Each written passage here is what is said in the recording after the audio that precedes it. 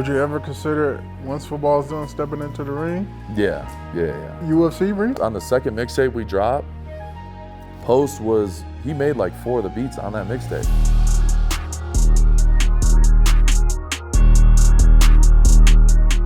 What's up, y'all? Welcome back.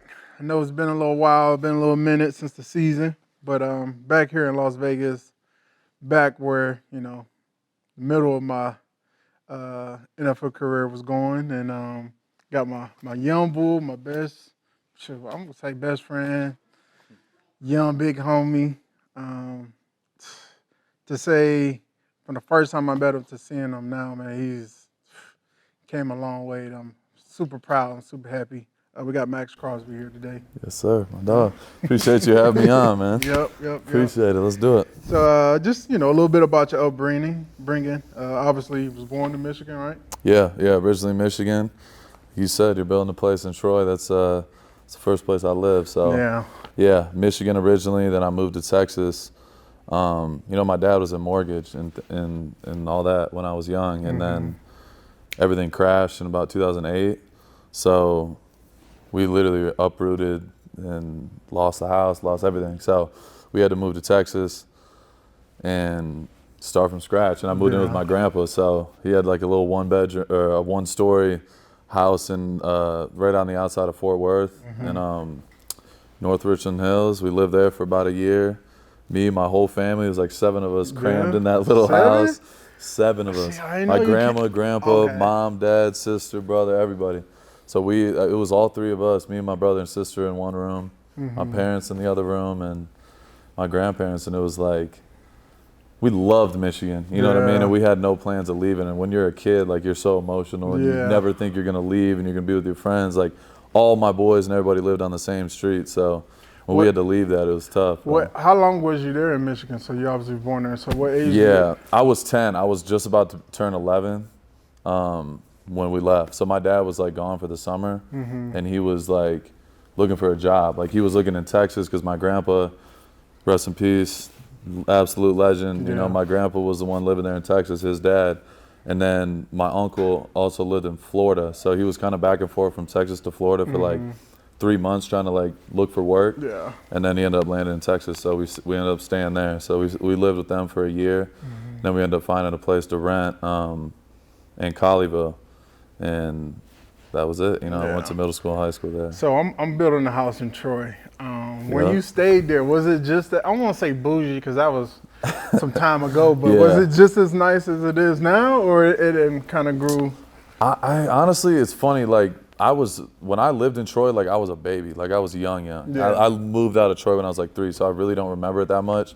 But like, where we lived, it was like middle class, the normal lower middle class neighborhood.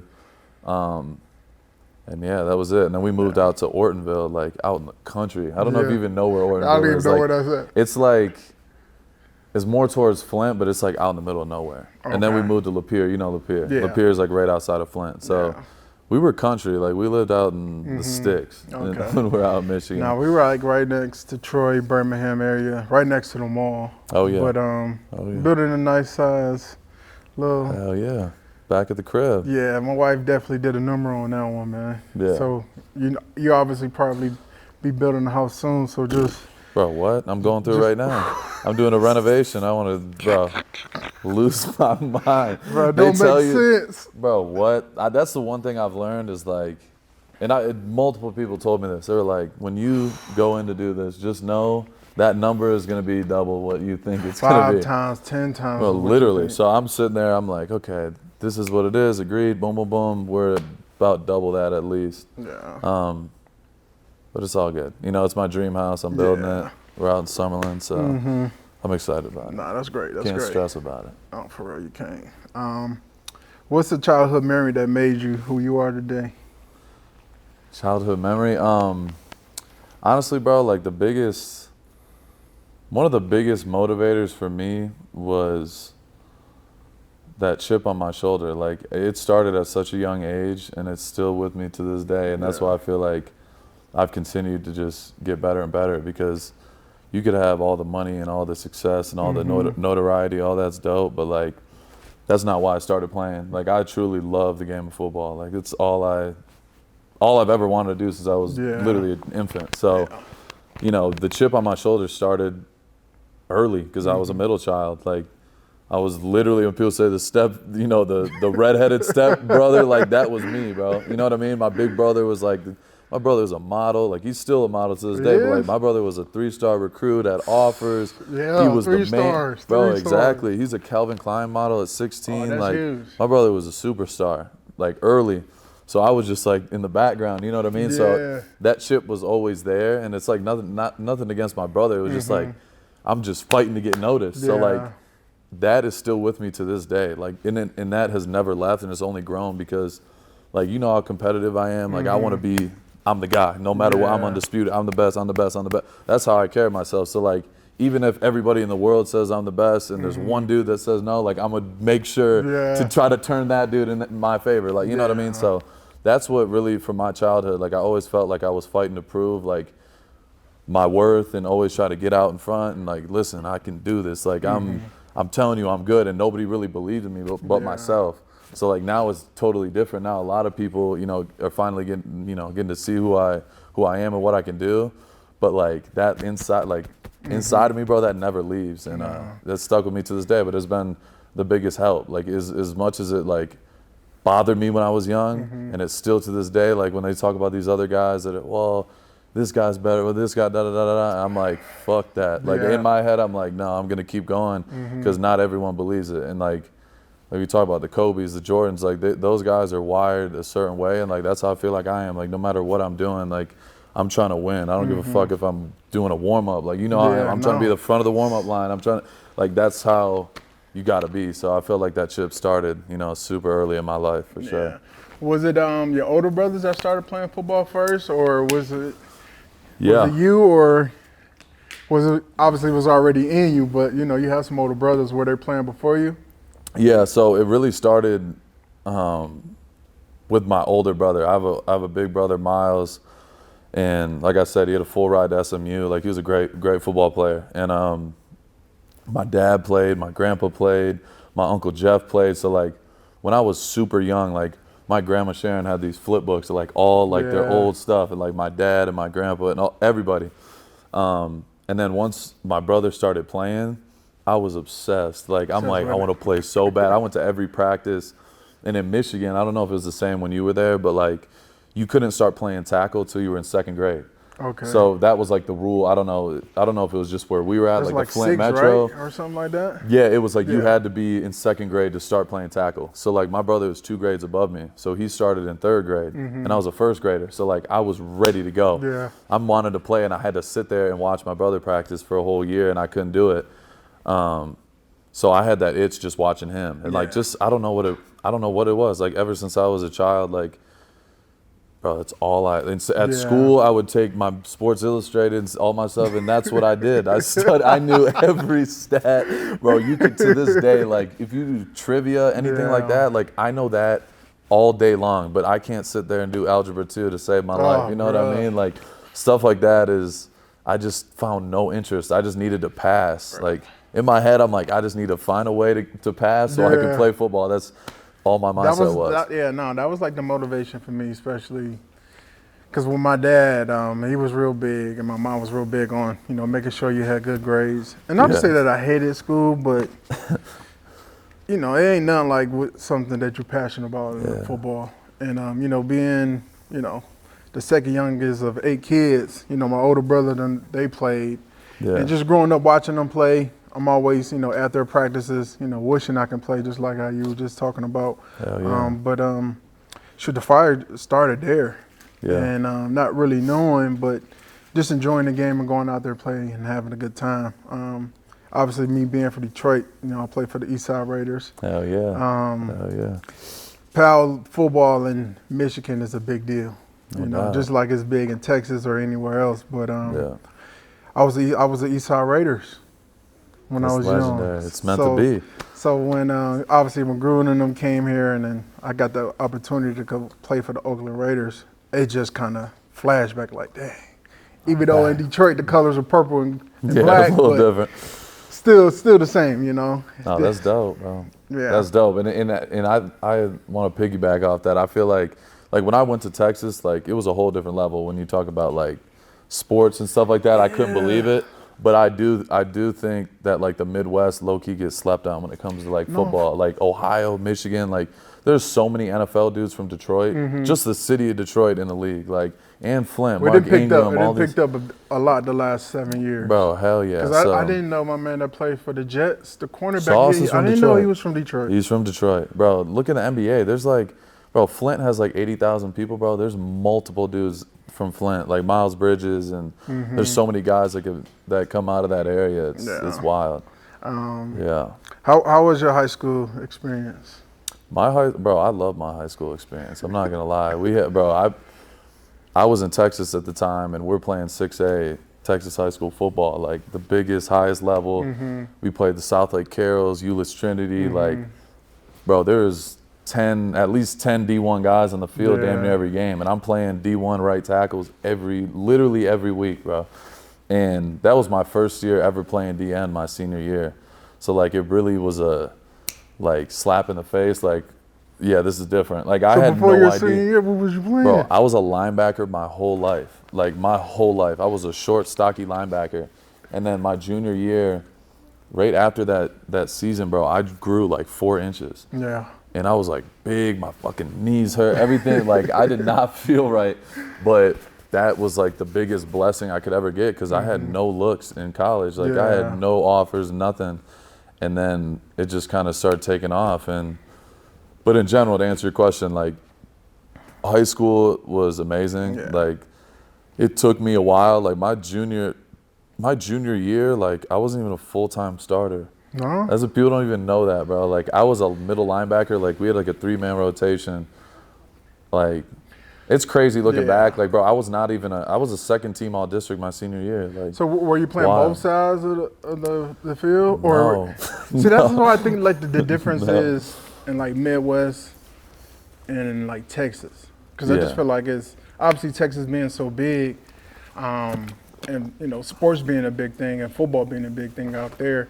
I just didn't think they gave the opportunity to play both sides compared to like the Midwest. I agree. You know what I mean? Bro, all my boys, like when I went to Eastern at first, they were playing. You know, they're coming from Lapeer. Like one of my good friends, Hunter, he went to Lapeer. I've known him since kindergarten. He stayed in Michigan, went to Lapeer. He was playing both ways, tight end, DN, linebacker. Like, bro, in Texas, if you play both ways, like, bro, the only guy I ever seen play both ways in Texas was Jamal Adams. And I knew immediately. Like, I seen him in high school. This dude was everywhere playing running back, receiver, and nobody was doing that. I was like, he's going to the league. I was in high school. I'm like, this dude is unbelievable. And he ended up being a top 10 pick. Would you say it's because the amount of talent that was there in Texas that you didn't really need a guy to play both sides? No, 100%. There's so many guys. Like, look at like South Lake Carroll, for instance. They're in my district. They have almost 6,000 students. They have 2 high schools. They have a freshman and sophomore high school and a junior, senior. So it's just a breeding ground. And how Texas works is if you're one of those big programs or you're a 6A team, you're literally all the top kids from like Oklahoma, Louisiana, they're all like, there's recruiting going on. It's like college. Like our quarterback my last year, I mean, it didn't work out the way we were supposed to, but like he was at one of the biggest Oklahoma schools. We got him to come here. We had one of the top slot receivers from Arizona. We got his ass and brought him. All of a sudden he shows up in week one. We're like, so there weren't really a big like rule or restrictions on like you had to live in the area to go there, or there was just different ways to there kind of go. Was, but there was like recruit like dudes that transferred in. That shit was getting done under the table, like 100%. And you can't. I mean, it's I think statute of limitations now, but they were definitely doing some shit. Like it had to be. I mean, dudes are coming out of nowhere. We had this dude named Kalen, slot receiver from AZ, was bro ice cold. Came out of nowhere, and he ended up being one of our biggest guys, and it was just different there, bro. Like there was so much talent, like you said, like nobody's playing both ways. I played tight end, like I was supposed to play both ways my senior year, and I played like 5 snaps at tight end, maybe. Man. Yeah. If there's one thing you could say to yourself, what would it be? Like when my younger self? Yeah, your younger self. Honestly, bro, like. I know it sounds corny, but like, I would just say love yourself. Like when I was young, bro, I was so hard on myself, and I felt like I was always competing and comparing myself to all these other people and trying to be like him and trying to do this and da-da-da-da-da.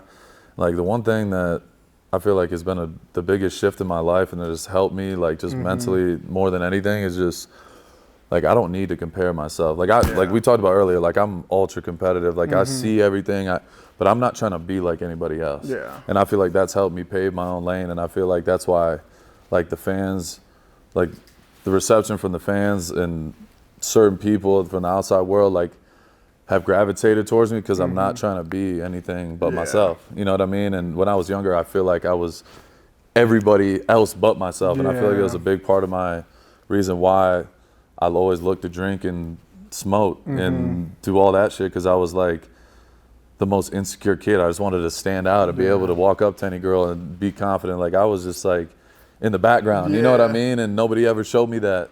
So it was just like, I would tell my younger self, just love yourself, because like there's only one you. Like at the end of the day, everyone says, you know, you got one life. It sounds cliche, but like, bro, that's the truth. Like there will never be another you. As many kids as you have, like there's no replica of you. So that's the way I look at it. I'm like, I'm going to do exactly what I want in my life.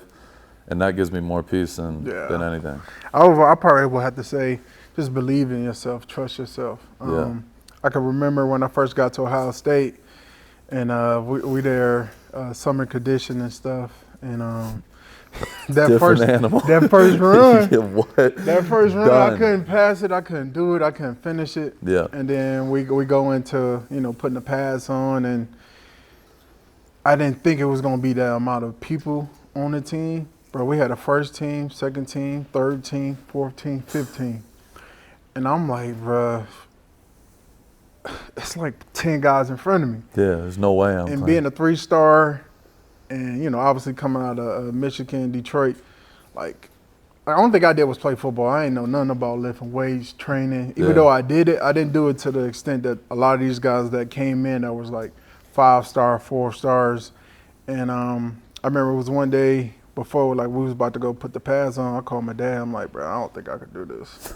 He's like, what you talking about? I said, bro, these dudes are already ripped, jacked, look like they on steroids. And I'm like just this big kid and ain't never really, put the time and the effort in to actually like get myself right. And everything was just so new. It was happening fast. And I remember the first day of pads, I'm like, well, shit, I ain't gonna go first. Let the guys that was, recruiter hired me go first. And I'm watching them. I'm like, oh man, this ain't looking too good. Then I'm thinking, because, we got one of the centers was like not all city, but all American. All conference, and And I'm like, I got to go against him. And that first play, I dominated him. Whooped his ass. And from that point on, I'm like, you know what? Rather than trying to compare myself and, go toe-to-toe for somebody, but just believe in yourself and know that you can go out there and, compete with the best, and, everything else is going to just fall in line. So that was like a huge experience for me.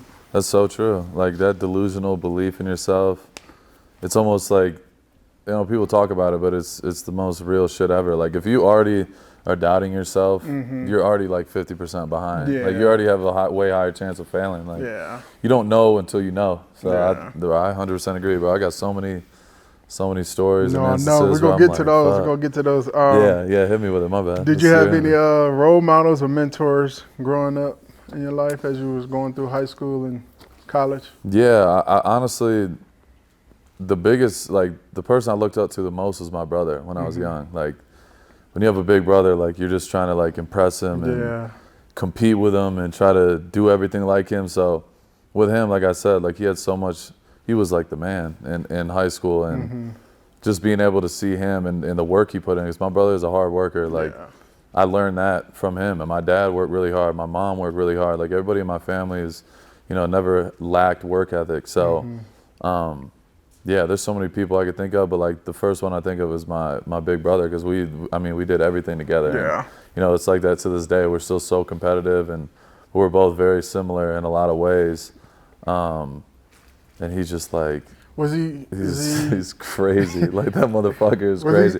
Like, we would get in every fight. Like, if I get into it, he's knocking the dude out next to me. You know what I mean? Like, I have, bro, so many times. And he was crazy, like, off the wall fucking crazy. But I looked at it like, I still look at the shit I do, and people think I'm fucking crazy. Like, I'll fight anyway. I don't care. But that shit I really got from my brother. Like, I seen him in practice in high school, knock dudes out cold, bro. Sleeping, like, and I'm not just, like, talking about fights, like, hitting dudes in 7, like, you know how I am. Like, I practice, I push it to the line and something. Like, my brother was like that. He was sleeping people. So, I looked up to him in a lot of ways, for sure. I heard you was talking about mom. Mom heritage and your family history is a big part of your identity. Yeah. Just tell us a little bit about that. Yeah, so my mom is Yugoslavian, Serbian and Albanian. Yeah. You know, in Detroit, there's a lot of, so many different races, bro, a bit of everything. But my mom's side is Serbian and Albanian, so I'm 25% Albanian and Serbian, heavily rooted. My grandpa, God rest his soul, just passed away recently. Like, you talk about, like, this, like, that's how that side is. Like, my mom has 7 brothers and sisters. I mean, I have so many cousins, so many people on that side. Like, my dad's side's tiny, but all my cousins, we're all like this. Like, we play 2K every night together. We're all like, we just talk 24/7. But it's so cool having a big family like that, and that foreign DNA is a little bit different. Like, you talk about, like, the edge and the toughness. Like, a lot of that comes from them. Like, all my cousins, like, everything we did, like, growing up, we're all hyper fucking nuts. Like, we're all crazy. We're all competitive, and no matter what it is, what sport we're playing, we're fighting each other, getting after it. Like, I think that was so dope, and it helped mold me a lot, like, as a kid, because we're all, like, so hyper in everything we did. But it made us tougher. And, like, my mom, like, my mom's an immigrant. Like, that whole side of the family, they came from Yugoslavia when they were young, and they moved to the east side of Detroit. Like, so they all are from, like, the city, and they were young and just trying to survive. Like, my grandpa was, I mean, till the day he passed, he had houses in Hamtramck and Detroit and like, in the trenches. Yeah. And my Uncle Tom was like his Tony Soprano, his right-hand man, like, cracking skulls, you know what I mean? And God rest his soul. But, like, bro, talk about tough. Like, my grandpa had, like, over 1,000 people at his funeral, bro. Like, you see people, my uncle is the same way, you know what I mean? Like, that side, that Albanian side, the Serbians, like, they're so loyal and tough, and they're gonna find a way. Like, they're just hustlers, and I feel like I definitely, that's in my DNA. Like, no matter what it is, like, whatever situation I'm in, I'm gonna find a way, and I definitely get that from them, for sure. That's dope. That's dope. Yeah, they're dogs. Recruitment process. It's crazy to find out that you weren't even ranked, bro. ESPN, no profiles, no nothing. Only one D1 offer, bro. Eastern Michigan. Ipsy. Yep. Take us back to that, man. Yeah, honestly, it's pretty simple. Like I said, I was a linebacker my first 3 years. I was an average, like, I was slow twitch. I was not big. I was undersized. I played, like, I was a solid player, but I wasn't anything crazy. So I really had nothing until I had that growth spurt. So I got big, and we have spring ball in Texas. So that was before my senior year. We got new coaches from Austin Westlake, who's like a big, highly touted high school down south in Texas. And they came there and they see me. They're like, "You're a middle linebacker? Like, what? You're too damn big. Like, we're not playing middle linebacker." I'm like, "All right, but, like, what am I going to play?" They're like, "You're putting your damn hand in the dirt and you're going to play tight end. We're going to get you a D1 offer." And I'm like, say less. I'm like, whatever I got to do to get a D1 offer, that's all I wanted. So, like, that's how my mind works, bro. Like, I have my mind made up. I'm going to do it. I'm going to find a way to get there. And that's really what it was. And ironically, we're in spring ball. We had this dude who was the D coordinator at the time come and watch practice. And he didn't even really know who I was. And I had no film at DN or tight end. So they're just seeing me move around a little bit. They're like, you know, they started having some interest. My brother happened to be at the practice. And that coach, Brad McCaslin, recruited my brother when he was at Drake in FCS school. And so they start talking. He's like, "You're Coach McCaslin, blah, blah, blah, blah." So my brother, just being a hype man, he's like, "No, my brother, I'm telling you, he's going to be da-da-da-da." He talks like me, you know what I mean? He's like, "I'm telling you, he's going to be cold, da-da-da-da-da." Yeah. And so they made the connection. The coach gave me his card after practice, boom, boom, boom. I'm like, back in Michigan, like, Ypsilanti's right outside of Detroit, like, back home, I'm like, D1, that's all I need. I don't care about any other school. That was my focus. So they invited me to a camp that summer. I went out for the camp, bro. It was the longest camp of my life. Like, this shit was like 6-7 hours. Yeah. I'm doing both positions, one-on-ones with tight end. Then I'm going one-on-ones DN, and I'm, bro, everywhere. I'm like, I am not leaving without an offer. Because I was going to, like, Central Arkansas and all these other FCS schools. They would not offer me. Yeah. And so I went, this is like my last shot right before camp came up for the season. And I went to the camp, and I killed it. And I'm waiting around all day. Like, it's literally dark outside. And my mom drove us all the way across from Texas, drove us to Michigan for the camp. And I'm like, I'm not going back without an offer. Like, fuck, we're waiting around. The coach comes up to us. He's like, hey, I know it's been a long day. Like, we can call you tomorrow if you want. I'm like, Coach, I'm not leaving unless we're having a meeting in person. Like, you could tell me you're not offering me. You know what I mean? Like, but I'm not leaving here. Straight like, I drove here 24 hours to come. Like, I told him straight up. So he's like, okay, it'll be like another 45 minutes. So I'm chilling there.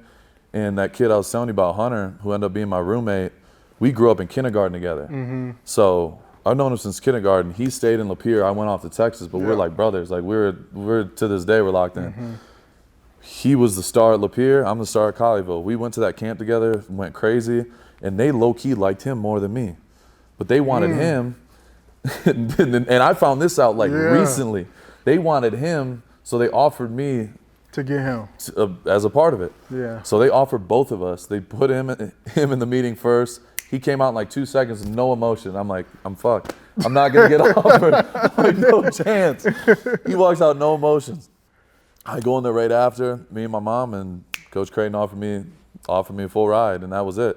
And so I ended up going to college. It took me like 2 weeks. I was just waiting, like seeing if I'll get any other nut shit. And that was it. So me and him, we roomed together. Like, that's like my brother to this day, bro. So it's just crazy how that shit worked out. But it was, in my mind, I already knew, like, I want to be in Michigan. It made too much sense. And they were terrible at the time. Like, we could be a part of changing it. So that's what, it just made too much sense. How did the seasons go there? Did y'all make it to bowl game? Did y'all? Bro, we changed that shit around. Changed it around? My first year, I redshirted. And we were terrible, like 1-11 terrible. We were getting whooped every week. And so in my head, I'm like, okay, like once we come in and start playing, maybe we're gonna switch this around, but like it was looking bad.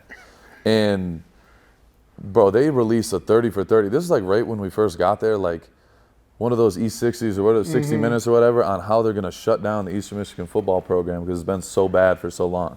Like, they were literally, that comes out like right when I got there. I'm like, damn, they're going to shut the fucking program down? Just got the UAB shit happened too. You remember that? So I'm thinking like, oh, we're screwed. Like, everyone's like, what the fuck is going on? So 1-11 my first year. And then my coach is old school, Coach Creighton, and he's still there to this day. He was not about having the JUCO guys there and anything. After the first year, that was his second year technically, and they were 2-10 and 1-11. He started bringing the JUCO boys in, and our class, and the next class. So we had 2 good classes and brought JUCO guys in. Bro, the next year, my redshirt freshman year, we went to a bowl game for the first time in almost 30 years. So we really, like, came in and changed it. And then ever since then, like, bro, we only made 2 bowl games in the history of Eastern Michigan before we got there. We've gone to, like, 7 in the last 9 years. So we really were a part of, like, that's, to this day, that's why, like, I've given so much back, and now like got a big announcement coming with Eastern. I don't want to be premature with that, but like it's coming up. But like I give back and love that program so much because they gave me a shot when nobody did, and on top of it, like what they sold me on, that's exactly what we did. Like we come here, be a part of the change, and now I got my damn name on the field, it's crazy, bro. Like that shit means more than anything because everyone was clowning me. Like, I remember in high school, they're literally clowning me for going to Eastern Michigan because all these kids are going to A&M and all these schools, and I'm like, fuck y'all. Yeah. And now it's legendary shit. For me, that means more than anything. Bruh, it's crazy. That's wild to have a stadium named after you. You know, obviously giving back to the community that gave so much to you, the university. Yeah. Man, that's dope, bro. Ypsilanti. It's crazy, bro. Yeah, Full circle for sure. Bro, that's congrats on that, bro. No, I appreciate it. It's legendary stuff. It's legendary, bro. Ipsy.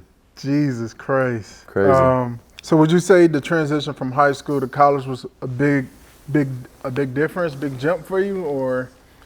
Definitely. I think the hardest thing was like, it was the mental for me because I didn't know. I don't know what it was. Like I was so young. Like when I got to Eastern, I was 17. Like I was a baby, and I was like 245 my senior year, 250, and like I had gained a lot of like bad weight. Yeah. Just me and my butt drinking beer and doing whatever. We were high school kids, so like, but I had grown so much. So like my body was I felt like shit all the time, and I was like, I never want to feel like this again. And I dropped like 30, 40 pounds before I went to Eastern, bro. I showed up at like 215. I was skinny, but I was just hooping every day. I'm like, I'm cutting this weight. Gotta be at least in good condition. Every day I'm hooping by myself, like behind this church, just hooping, cutting weight. Bro, I took it way too far. I think I showed up, I was like 212, bro. Mm-hmm. And they looked at me, they thought I was like sick or something. I was trying to be a male model or some shit. They're like, what are you doing? Like, you're coming here to play DN, like you look like a receiver. Mm-hmm. And I'm like, no, I'm telling you. In my head, I'm like, I cut the bad weight. Now I could only get good weight, you know what I mean? And bro, I went on that scout team and I lit them up. Bro, I won scout team player of the week every week. But that year was the most important year. I swear to God, to this day, that plaque is right in my office. It's the number one thing in there because I didn't know how to play DN before that. My senior year, they just told me you're playing DN. That's the first time I ever played, and I'm playing dudes from Alabama and all these big ass schools. I don't even know how to rush. Like I've never been taught.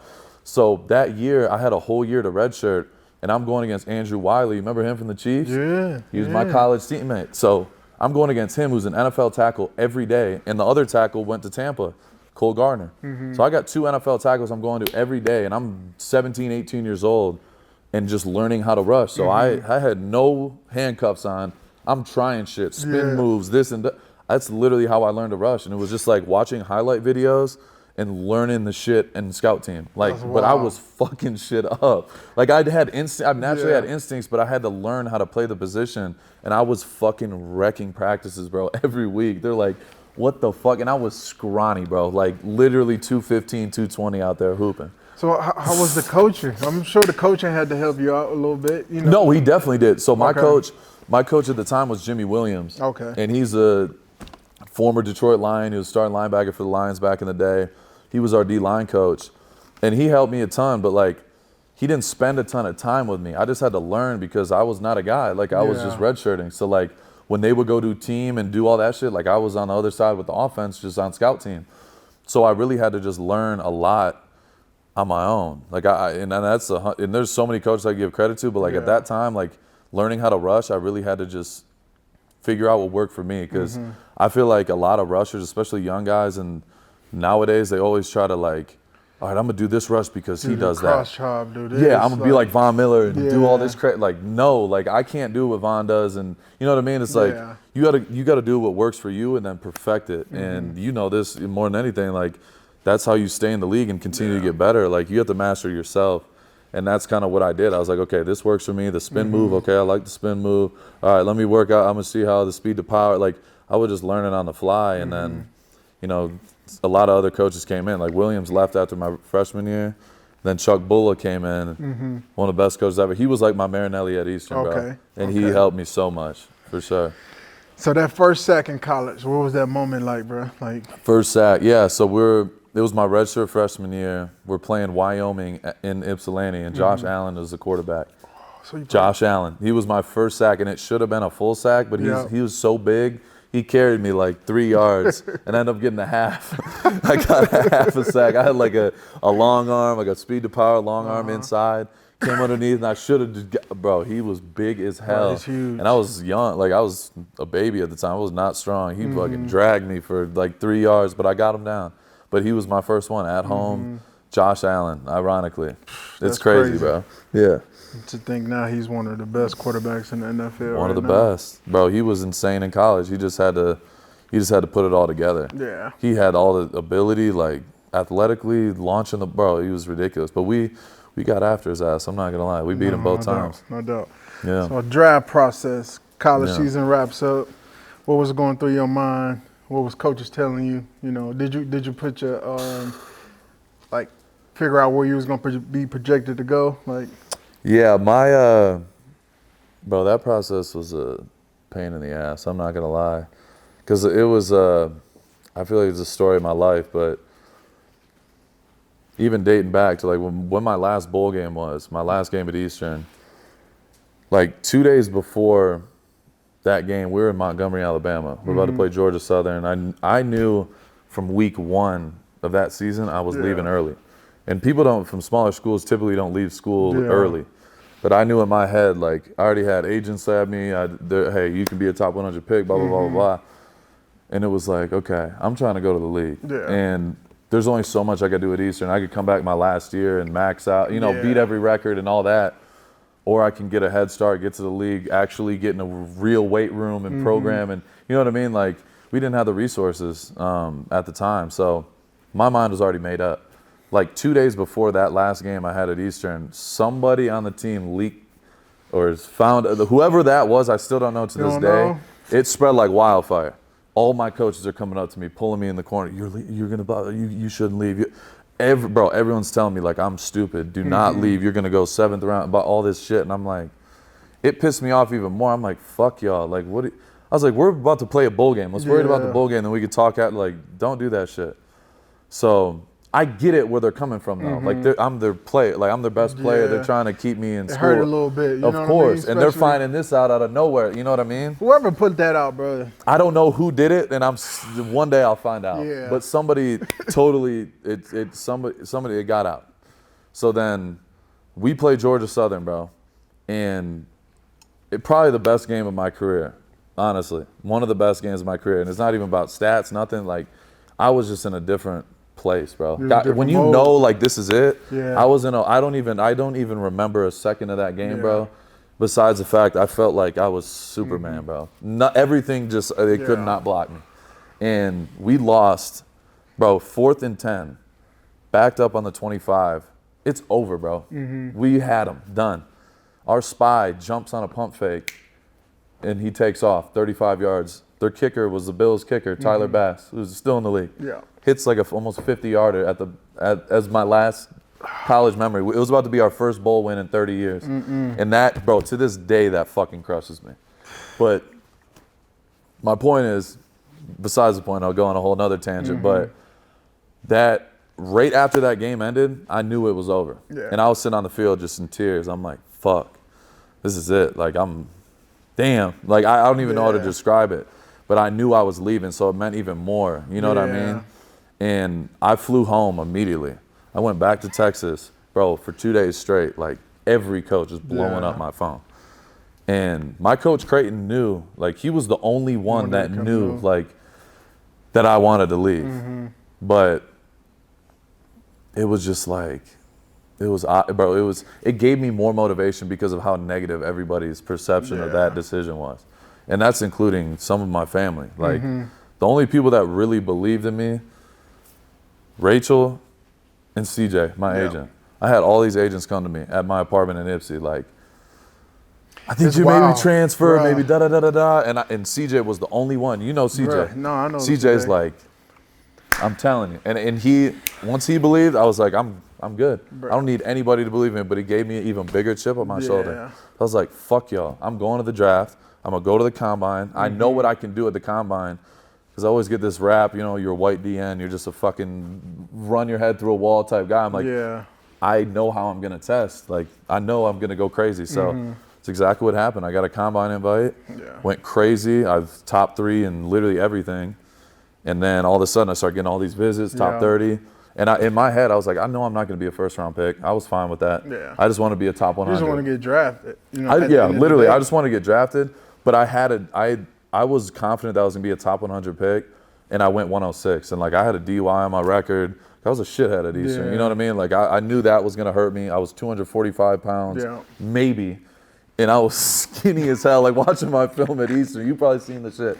Bro, I was scrawny. So, like, people just looked at me like, there were certain coaches who were like, they saw it, and they saw what I saw. I'm like, I'm telling you. I'm trying to convince y'all that I'm going to be cold. Yeah. But, like, most of the coaches were just like, he's way too skinny. He's just going to be a third down guy. He's this. And I'm like, bro, I got more TFLs and sacks and pressures than anybody in the fucking country. You can go Bosa, you can go these guys, all these guys, even in college. I don't care if I'm at Eastern. Look what I did to Kentucky. Look what I did to Purdue. I was wrecking them.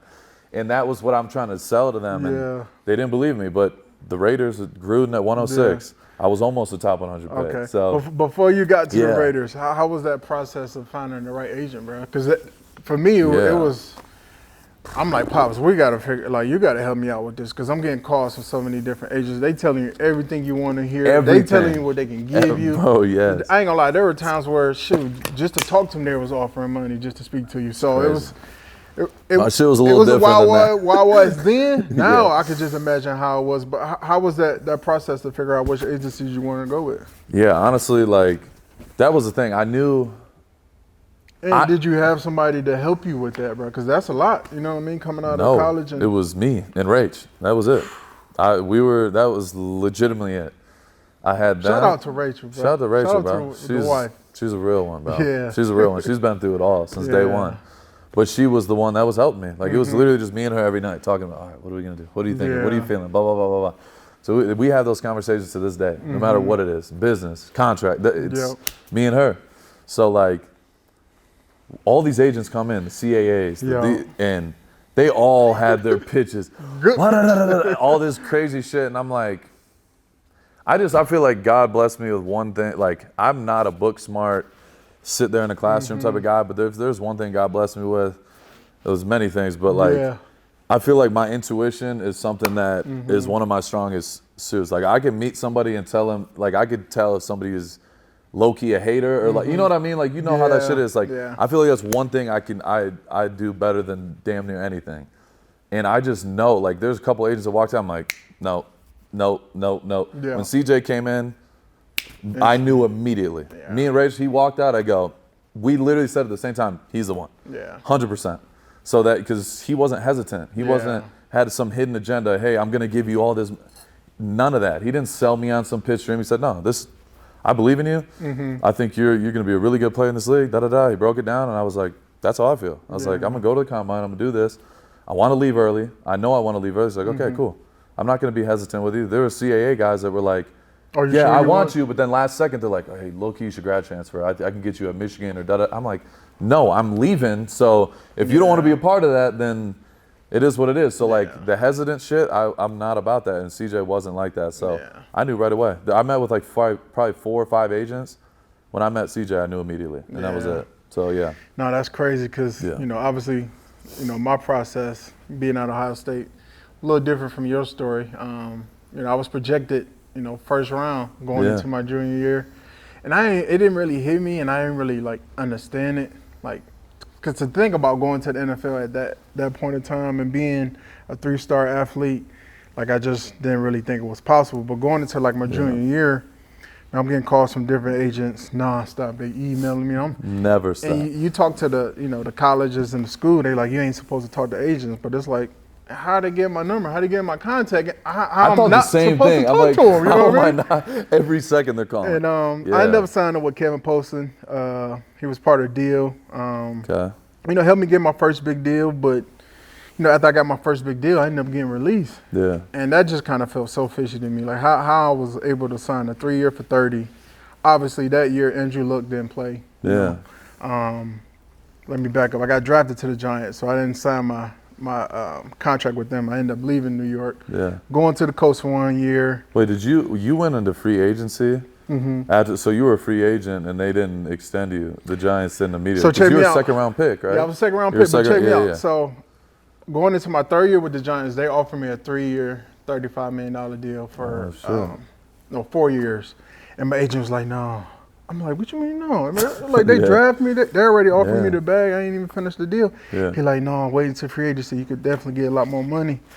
And then at that point, you know, the season go on.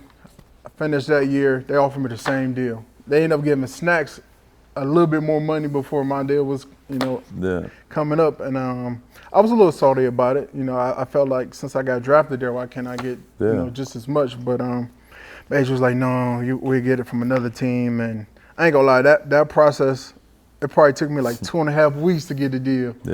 And you know, I'm sure he was trying to get like the most money that he could for me, but I wasn't really that money hungry. I just wanted another deal so I could put family in a good position and set them up.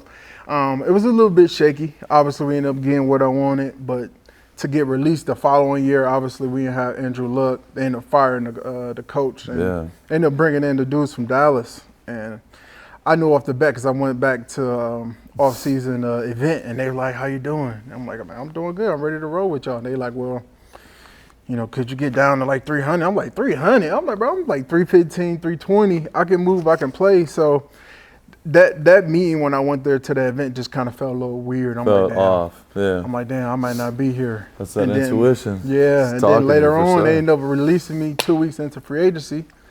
And I'm like, man, I got to let go of my agent. So I never let go of my agent. Yeah. Ended up finding Doug.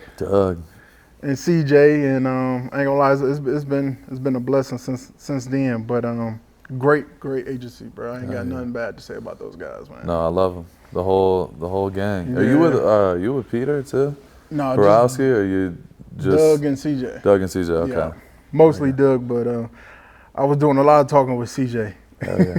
It's good people, bro. Yeah. The best. What were your pre-draft draft interviews like? Any teams ask you like any weird questions, or was there any teams you hope to like speak to during that time? Yeah, for sure. Like I didn't have a specific team like I want to be drafted by this team. I grew up a Lions fan, being from Michigan, so they were one that I was like, that would be dope if I went there. Dallas is the same thing. Going to high school, I told you before this, like I was there a week before the draft, and that was my last workout. Yeah.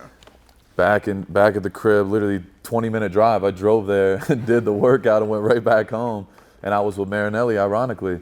So like, those are the two teams that in my head was like, okay, if I win here, that'd be awesome. But things happen for a reason. And my visits, like combine-wise, I didn't have like, like the personal, I don't know the word for it. They give you like a card. They give you a card, and it's like that you wanna... Yeah, so it's like you get one of those. Yes, if you get a lot of interviews, you're like, okay, I'm popping. Like people want to talk to me, bro. I had 3. No. I'm like, fuck, they're not fucking with me at all.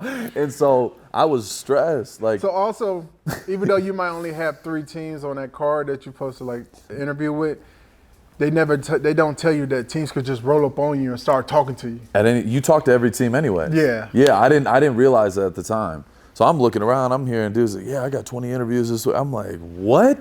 I was like, bro, my shit is empty. I don't got nothing. So in my head, like, I knew going into the combine, like, my name wasn't jumping like that yet. I just needed to get there and go perform, and then that's how it went. So, like, I had 3 interviews. I had Chicago. That was my first one with Chuck Pagano. He was the DC at the time. Yep. That interview was great. Like, they were actually really cool with me, complimenting. I remember Chuck Pagano was sitting there, and he's like, there's been a lot of negative shit leading up to it. They're just, too skinny, da-da-da-da-da-da-da. You know how the combine is in the draft process. Shit, like, just fly out of nowhere. They talk about all the negative shit. So that was my first interview, and it low-key went well. And he's like, this is crazy to say, but you remind me of J.J. Watt. I'm like, hell yeah. I was like, that was my favorite. Like, he literally, like, J.J. Watt, like, the backside spin, like, swimming shit, I got that from him. You know what I mean? So, like, I was like, hell yeah, this is going to be a great week at the combine. Bro, everything after that was just downhill, like, interview-wise, bro. I went with Vrabel. He was my next one to Tennessee, bro, and he just grilled my ass for 15 minutes. Their whole organization, like, I walk in there, I got this. That's that Patriot Way thing right there. Yes, bro. They put a chair up against the wall like this, and they got dudes in chairs lined up all the way. And then Vrabel's just walking around. Like, he's walking behind my head and just, like, looking down at me, talking shit. Like, what the fuck do you cut your hair with? Like, what the fuck is, like, talking to me like I was a bum. I'm like, that's just how Vrabel is, though. Slap the shit out of it. But, like, at the same time, like, I just sat there and laughed. Like, okay, whatever. And they asked about my DUI. Like, every team was asking, so you got in trouble, huh? You got to deal. Well, what the fuck happened? Are you fucking stupid? Like, you know what I mean? It's just like, okay, bro, I fucked up. So you know what I mean? But that was really the hardest part about it, was just like knowing going to every interview, like, okay, I got to answer this again and again and again. But it was what it was. It was tough. But after the combine, like, that's when the respect, I feel like, changed a little bit. They're like, oh, you're not just like a average athlete white guy. Like, no, I'm jumping 36 and running 4.6 and all the short distance, all that stuff I'm killing. So like then I started getting all the top 30 visits. Like I went all over Atlanta, Miami, Tennessee. Like I was going all over the place, and they were coming to me. I was training at Eastern, and they were coming out to me, working me out, doing all the shit. So I'm like, okay, like I'm starting to get some love. So like it gave me a little bit of confidence before then. And then, like I said, Dallas was the last one, and it just it really started slow, and then like after the combine, everything kind of picked up. Yeah, it was dope. No, that's crazy. Because when I was my little draft process, so I ended up going to the combine. Honestly, I don't really think I did. I didn't do the best I think I could have. It was just like so much going on. The times, bro, it was like, hard. It was they hard. kept you up all day, all night. And you then get you're waking no sleep up early in the morning to take the little drug test, and then you're doing an MRI machine. So by the time it came to field work, I'm like, bro, I'm kind of shocked, bro. I ain't even gonna lie. Yeah. And during that time, me being projected to go first round, they had the cameras following me. Yeah. They had the cameras following Sharif Floyd because he was the top guy. Sharif Floyd, yeah, I remember. It was just like so much going on, and so I do the draft.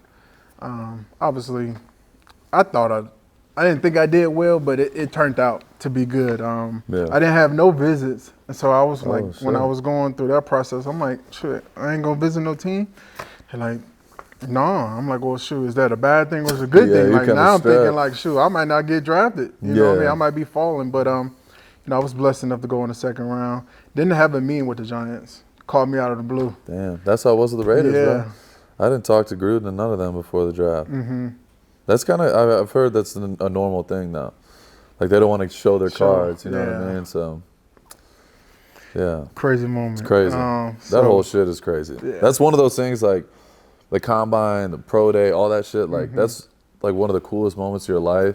You're so glad you got to experience it, but like you'll never want to do it again. Yeah. Like you'll talk about it to the day you die. You'd never want to do that again. It was, headache. Draft day. Where was you at? What was the plans? Bro, I was in Texas, back at the crib, had all my friends, family, everyone. First day, knew I wasn't going first day, so I wasn't stressed about that. Okay. Second day, I was optimistic going in the later end of like second half of the third round, something like that was a possibility, because that was, I mean, it goes up to 102. So I was hoping to be a top 100 pick. So I remember, like, we had the news people at the crib. Yeah. All that shit. Their ass wasted the whole day for no reason. But, yeah, last pick was Minnesota at 102, and it was Alexander Madison, who was with Wasserman. Yeah. So it was like pick 101. My phone's not ringing, and I'm like, fuck. And CJ texts me, they're taking Madison right here. I'm like, fuck. So I'm sitting there all day waiting for the pick, whatever, and I'm like, fuck this. I get out of my party, I walk the fuck out. I grabbed Rachel, I'm like, get in the fucking car, let's go. I was just pissed. Like, I'm like, what the fuck? Like, I don't know what's about to happen. Like, I'm stressed out. I fucking got in the car. We drove to Burger King. I ordered half the fucking menu, and I destroyed some Burger King with Rach. Bro, I was just sitting there. I swear to God, first day, I'll never forget it. Hey, me to cut you off on my first day. Good. I'm thrilled. Like, obviously, I'm thinking I'm going in the first round. So I probably got about 70 people at the house. Got the camera crew there. Everything. And I'm sitting, I'm waiting, I'm getting calls. I got a call from New England, and I'm thinking there's a chance that, they could draft me. And then get a call from the Steelers. I'm like, okay. The Steelers come up, they end up drafting somebody else. Patriots at the end of the draft, because, during that time they were winning a lot of Super Bowls, and they traded out of the first round. So I'm looking like, no way. That was like the only chance, only hope. Where I went back, because I had it in Michigan, in Dearborn. I wasn't staying at my parents' house, so I ended up staying at where I was working out, where I was training at. But I ain't gonna lie, I went home and cried. So I'm looking like, I just felt like it was like the end of the world, you know what I mean? For real. And then that second day, you talking about shaking. Every time my phone would ring, I'm looking at it. Panicking. But to actually get that call, bro, I felt like the house crashed down when we got that call. Bro, like, it's the best moment ever. You can't even describe it. It was incredible. Like I said, like, we got that Burger King. I'm sitting there in my car just like, and I got like fucking probably 70 people at the crib. I'm in the parking lot just with Rach, and I'm just like, oh. And I'm like damn near in tears. I'm like, what the fuck? Like, I'm panicking. Yeah. I'm like, fuck this. I'm like, the Raiders, bro. I swear to God. You get it. God on everything. I told her, I'm texting CJ, and I still got the text to this day. I'm like, the Raiders got 106 and 109. They gotta fucking take me. They got Clee. They took Clee at 4. Yeah. I'm like, they need another end. They don't have any ends.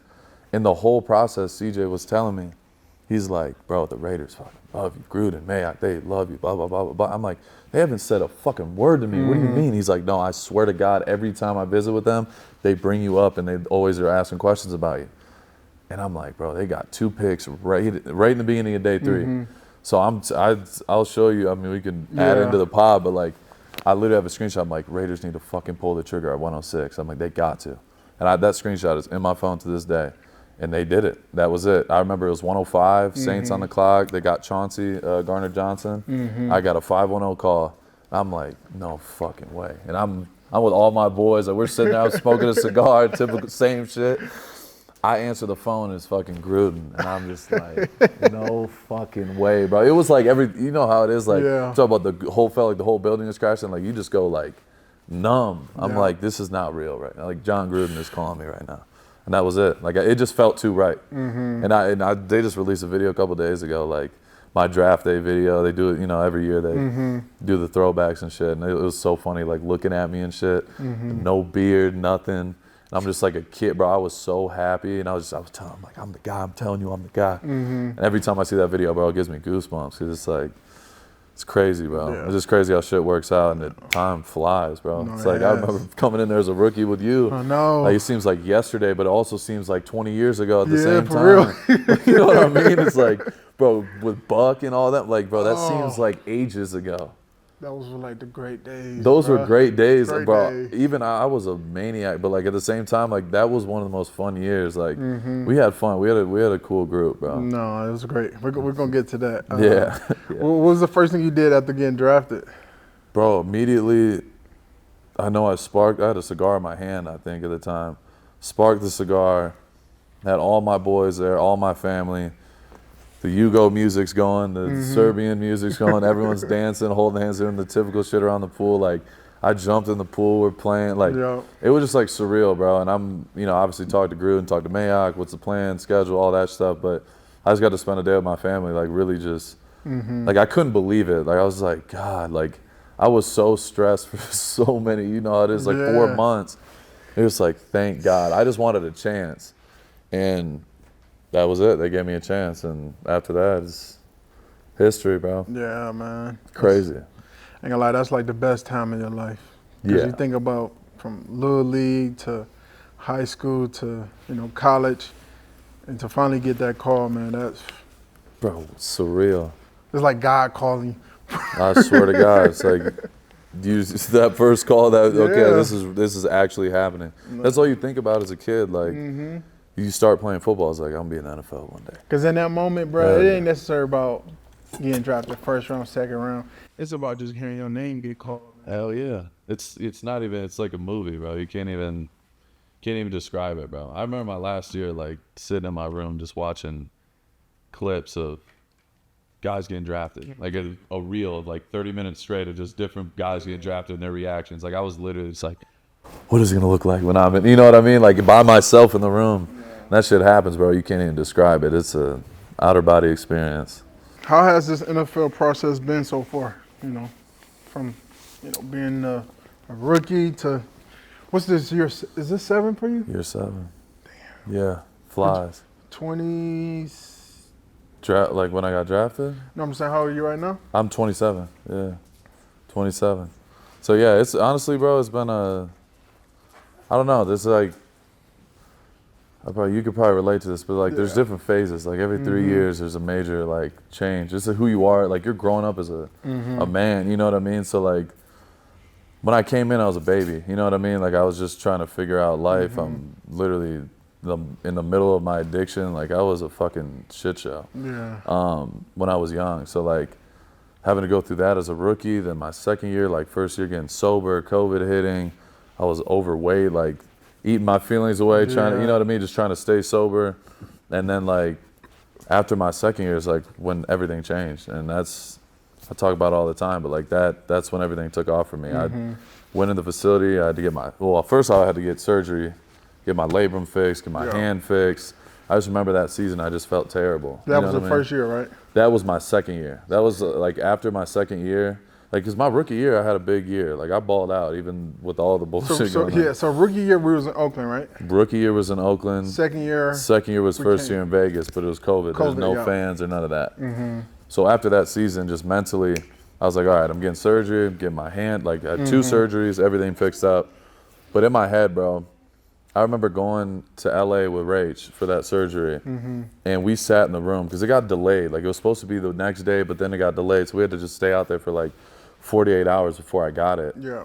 And we sat in the room and I watched The Last Dance. I swear to God, bro, that it legitimately, like, talk about like a switch in your head, like changed. I'm like, bro, I've made it this far and I've been literally like a degenerate. Like, yeah, I don't know how the fuck I've made it this far, but like, I know I have a gift. And like, I feel like I'm doing myself a disservice, not fully maximizing what I'm doing. And I sat and watched that whole documentary with Rach. We watched from start to finish. And when I came back to Vegas after the surgeries, I sat with Ricky, the nutritionist. I sat with AJ and Rick Slate. It was a different and all those you. guys.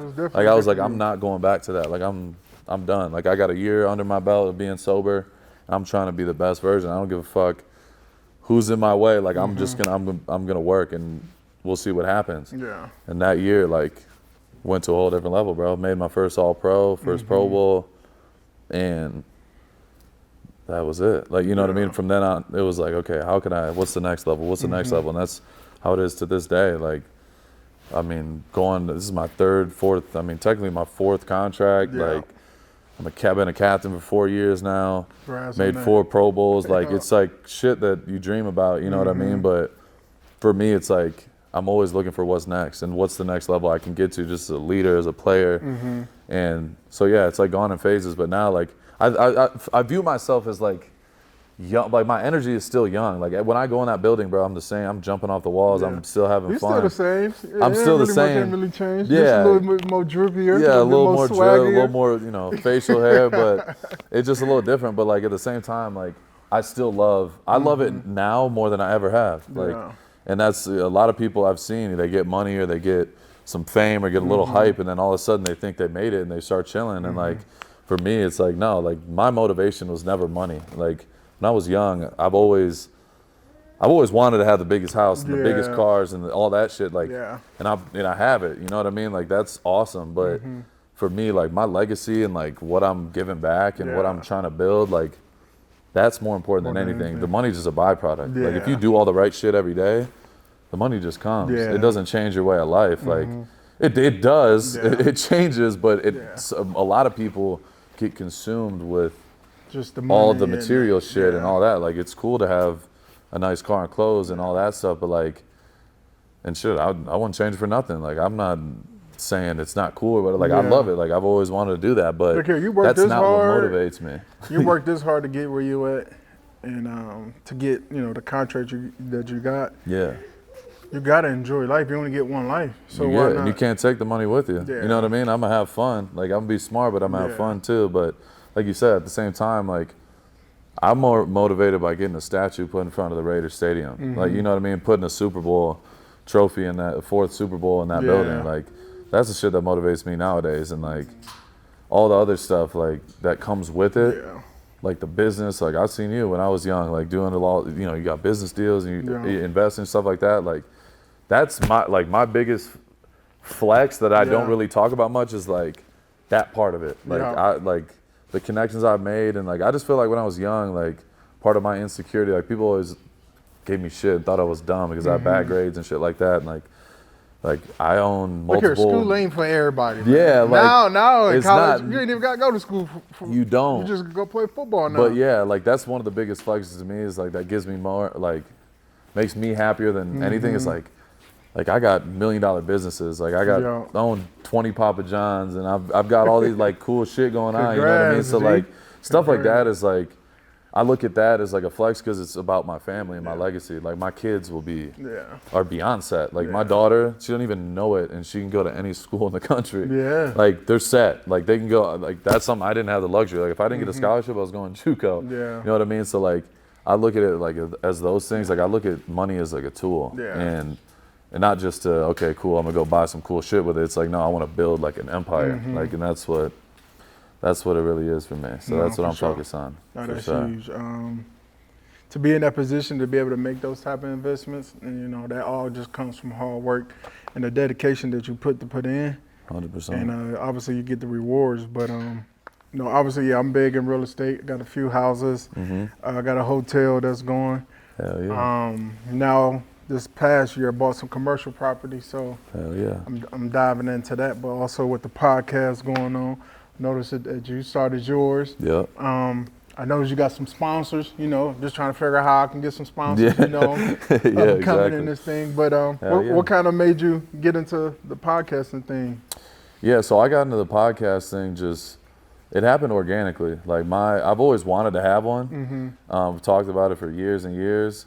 But it really started with an idea. Like my co-hosts are my two best friends, Brogan Roback, Darian Terrell, both my teammates at Eastern. They were like my big brothers when I first got there. Like how you were to me and Clee, you and Benson, like that's how it was for them. They took me under the wing from day one. So we've been locked in like this for 10 years now. But we've stayed in touch. We've always been really good friends. And then I've had the idea. I was like, damn, who would be good to like do a podcast with? You know what I mean? I'm not gonna go in there dolo and just go in there and talk shit. Like I want to have fun and bring, help. And that's another part of it. Like bringing people with me. I've always wanted to have. Talk about building an empire. Like the only way to help other people is like, trust me, I've shelled out money to certain people and it's fucking waste of time. But I want to be able to put the people I love most in a position to win. And that's what I've learned a lot over the years is like, now I have two of my best friends. They're on payroll. You know what I mean? Like that's the dopest shit to me. Like, and I want him to end up moving out here and have his own crib and his own dope ass car. You know what I mean? Like that's what motivates me more than anything. So like those are my boys, like literally like family to me. And we just started talking about it. What are we gonna do? How are we gonna do it? Blah blah blah. And we literally started from scratch. Like we had no sponsor. We had none of that. We had a camera in the backyard like this and set up the shit after a game. We're like, we're just gonna start. So we did like a drop. Like I've dropped my show, The Rush, blah blah blah. Got some hype behind it. Did our YouTube, Spotify, all that shit. Figured out how to get that. CJ was a big help. Alexis. Then we started, and then we started getting more clicks, more views, more subscribers, and then there were some people coming to us. It started with Playmaker. We were with Playmaker to start off. That was our first deal, and they were awesome. We ended up going a different route after about a year. John Shahidi, he runs Full Send. He's got Theo Vaughn and those guys, and John is like a diehard Raider fan. And he's real close with Dana. So like me and Dana, obviously we're real close. And then me and John start talking, and we just got in the same rooms a lot. And he's like, bro, I will fucking, whatever you need, I want your podcast, I want your podcast. So it ended up working out. Now we're under him in Full Send, and they're bringing in sponsors and doing the whole deal. So that's an awesome part of it. But like really, it's just, the money part is not, on a personal level, the money part is the last thing I worry about. The coolest thing for me is being able to just have my boys with me, and we can travel to travel to All-Star Weekend and go get fucking hang out with James Harden, D Wade, and these guys, and like get, you know what I mean? Like that's the cool. It's the experiences, and so it's been really cool, and we just been building it up organically, and like that's what I tell them all the time. Like they see like the comparison thing. You talk about as a player, you talk about I want to get 10 sacks like this guy, but like.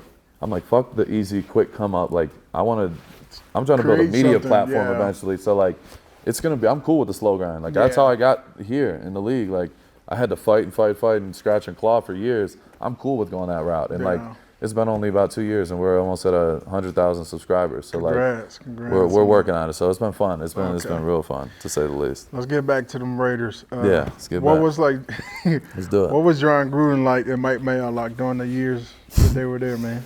They were amazing, bro. I love Gruden. I love Mayock. Mayock was, a lot of people don't know this, but Mayock was a big part of helping me get sober.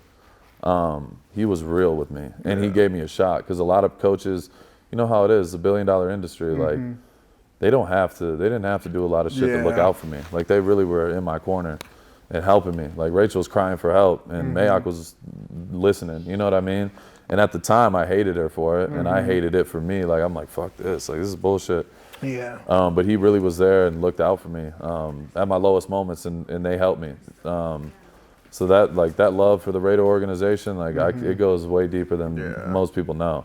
And that's just like surface level. Like they truly looked out for me at my lowest. So that was dope. Mayock to this day, we're super close. And Gruden, like I just seen him at Super Bowl, did his show.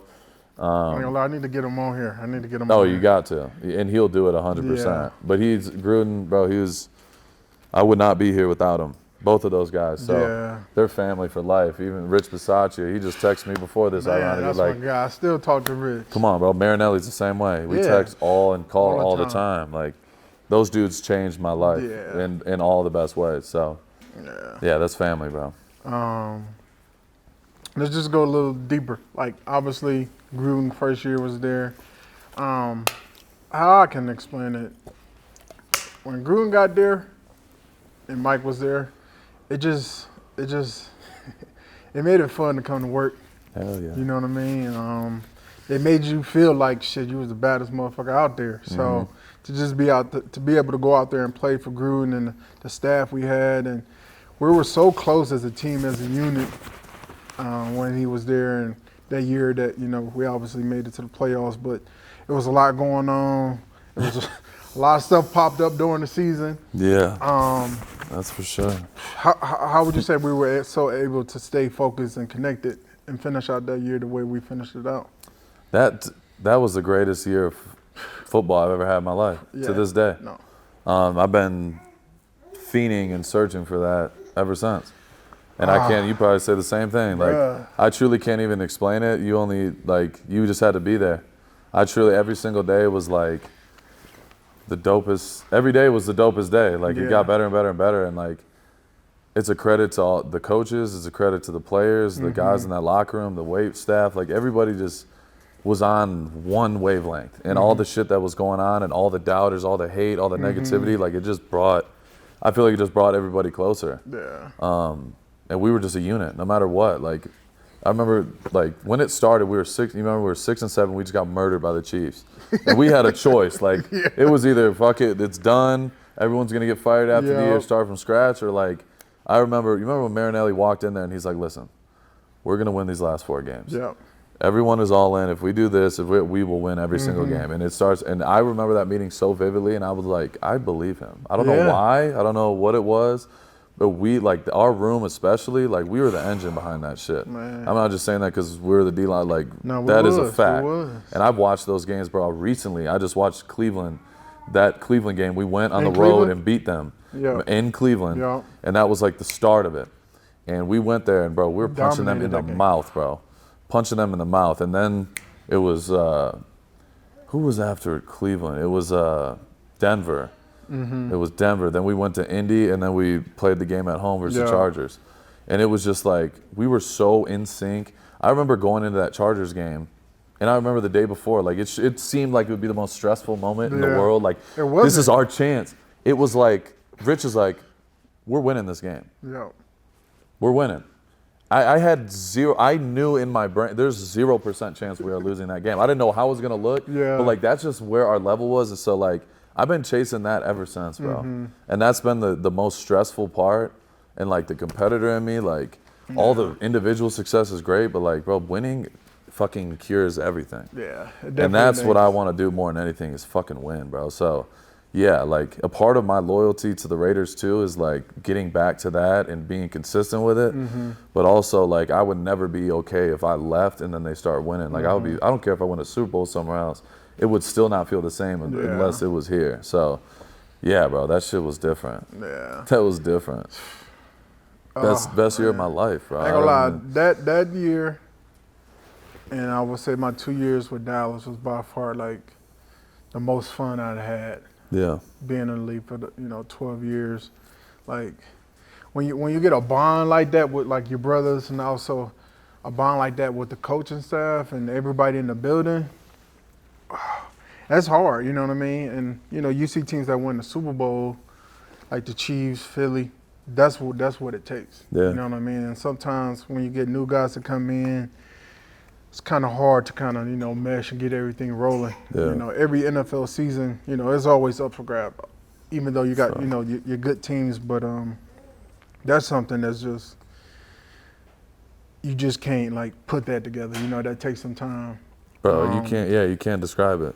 You can't even describe it. When you have it, you know. Yeah. That's how it just felt, like the confidence out the roof. Like I remember when I first got there, I think I got there, they signed me, I think they were going to Denver when I was in Oakland. Yep. I think it was like the hottest game there ever was in Denver. Yeah. And they're like, you're going to just play a couple snaps because I think they had somebody else that was in front of me. But I ended up going out there playing like 35 plays.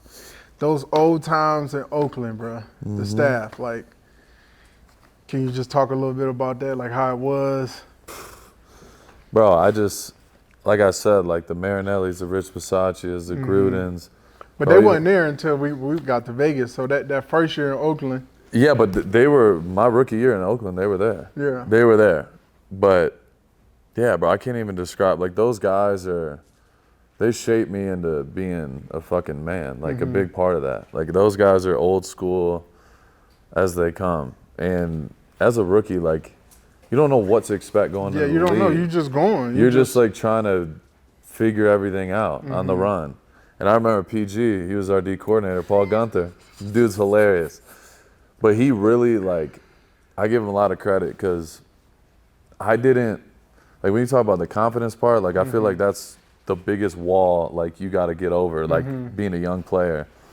And I remember going to a meeting, bro. You remember we played the Rams in that was the first preseason game. It was in Oakland. Remember when I broke my hand? So I played, like, the first half. And my first drive, like, I had a pressure right out the gate on a boot. I was making some tackles, flying around, doing my thing. And I remember PG comes into the meeting after that the next day and was just like breaking down film in front of the whole defense. And you got Vontaze over there, you know Vontaze. Like, but he happened to be up at that time. And I remember vividly. And he got you guys and Benson's over there talking shit. And PG was like, Max, you can fucking play. Like, you could play. He said in front of everybody, and like, he probably didn't even know how much that meant to me. Bro. But like, you know how Buck was with us rookies, bro. It was miserable. He used to fucking, me and Clee would go in the car and have therapy sessions every day. Like, I'm gonna beat the fuck out of him. Bro, he was so hard on us. So like, little shit like that goes so far, bro. Yeah. And like PG saying that in front of everybody, I was like, oh, hell yeah. Like, he's seeing what I'm doing. And like, that gave me a lot of confidence, bro. And even with Buck, like, Buck was so hard on me. But Buck, he was the best thing. I needed that. Kept it real. He kept it 100% real. He was never going to sugarcoat it. If you played like shit, he would stand up in front of it and make you look like an idiot. But he was like, you're fucking terrible. But he was like that with everyone, so you had to respect it. So, like, once you get over that hump, though, Buck let me go. He was so on me every little thing I did. But once I went out there and started making plays, he left me alone. Yeah. Even on the field, he'd make fun of me. He'd be like, you do everything wrong, but you do it right. I'm like, you got a point. I don't know what that means, but I get it. Like, we used to go through the install, get everything kind of right in the meetings, and we get on the field, the shit would just fucking blow up. But the one thing that I love about you, bro, was that you just went hard, like, and you were passionate about it. Like, you might not know everything. You might not know everything what to do out there, the checks, the this and that, but one thing we can say for a fact, bro, you about to run through somebody's face. And that don't always mean you just running through somebody's face. Like, to see how your game evolved, bro, like, I ain't gonna lie, I'm so proud, bro. Like, I appreciate it, It's so dope to see because, you know, I was there when you first got there. You, Clee, and them got there. And to kind of see both of y'all, you know, continue to grow in this league and be as productive as y'all are, man. Like, I felt like I did a good thing. No, for sure. And that's like, when you're a young guy, you're just like, who are the vets? Who do I need to watch? You know what I mean? And like, you're seeing like you and Vontaze and even AB before everything went down, like seeing how you guys just operate. I'm like, damn, like these dudes got the dopest cars. They got the shit figured out. Like, you know what I mean? But it wasn't a coincidence. Like the approach every single day and the little shit. And I was just like, okay, I could pick up this from him. And like, and I was like in the background, I'm just trying to like I said, trying to figure it out. But like seeing you guys as vets and like even Benson, like Benson helped me a lot. Like, Benson was cool as fuck. Like, I really did like Benson. And he was balling. Like, he low-key, bro. He was balling, bro. And Josh Morrow, bro. Cool, bro. Cool as hell. Josh is the man, bro. He's a classic. Josh is an all-time classic, bro. But, like, we had a funny-ass group. We had a legendary group, bro. Dog, we had some dudes, we had some characters. Like sure. We didn't have like the big profile guys during that time, but we had dudes that knew how to play football and love the game. You know 100%. I mean? We wasn't no motherfucking scrubs just because obviously we wasn't winning at a high rate, but still, like, it started on the defensive side. It did, and like as the year went on, you could tell like our D-line is just getting better and better. Mm-hmm. It was fun, bro. We had a funny ass group. Like even Arden, like it's cool like looking back at that group because it sees like everybody is in a different place now. Yeah. And you just got to see like it was me before I figured it out. Mm-hmm. It was Arden before he figured it out. Clee before he So like Clee's got a great, like he understands who he is as a player. Yeah. Arden knows who he is as a player, gets his contract. You've gotten, I mean, how many contracts he's got? Like just seeing that is like so cool to like look back and be like, damn, like we were all just trying to figure this shit out. And we're getting shit from Buck every day. We all get fucking mad at him and shit. And then we all, you know what I mean? You look back, you're like, damn, he was really helping us. And it's cool how that shit, plays out at the end. Like, well, I know you had the sobriety thing, but at what point did it like click for you? Honestly, bro, like I know you said you watched The Last Dance. No, that was like after my first year being sober. Mm-hmm. When it first clicked for me to like, I need to fucking stop drinking and doing this shit, like I need to go get help. It was like, you hear people talk about like rock bottom and you think like this crazy extreme, like it wasn't that for me, bro. Like it was so simple. I woke up one morning, bro, and you know how it was, like I was out of control. And like, I woke up one morning and I'm in Vegas, like at home alone. I wake up in the middle of the night, like my bed is like filled with sweat. Like I had been on a bender for a minute.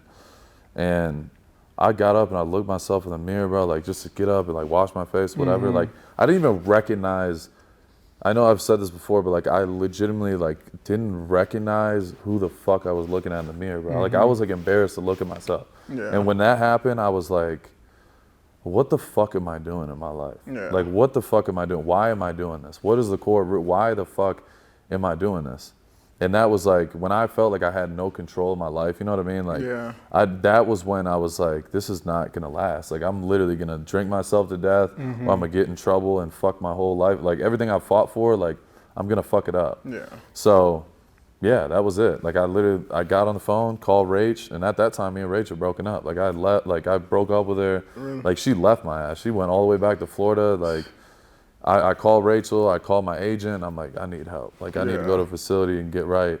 I didn't know what that was gonna look like. Yeah. But like I was literally like drinking up until the last moment before they basically kidnapped my ass and told me you're going to LA. I'm like, what do you mean?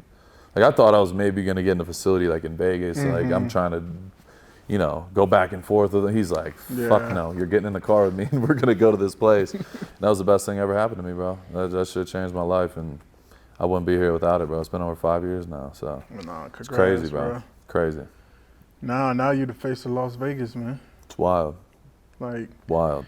Like you was there, Carr, when Derek Carr was, Now you the guy. Like how is, I won't say the added pressure onto it, but obviously being a guy now, being, the face of a franchise. Like how you're able to like maintain that now.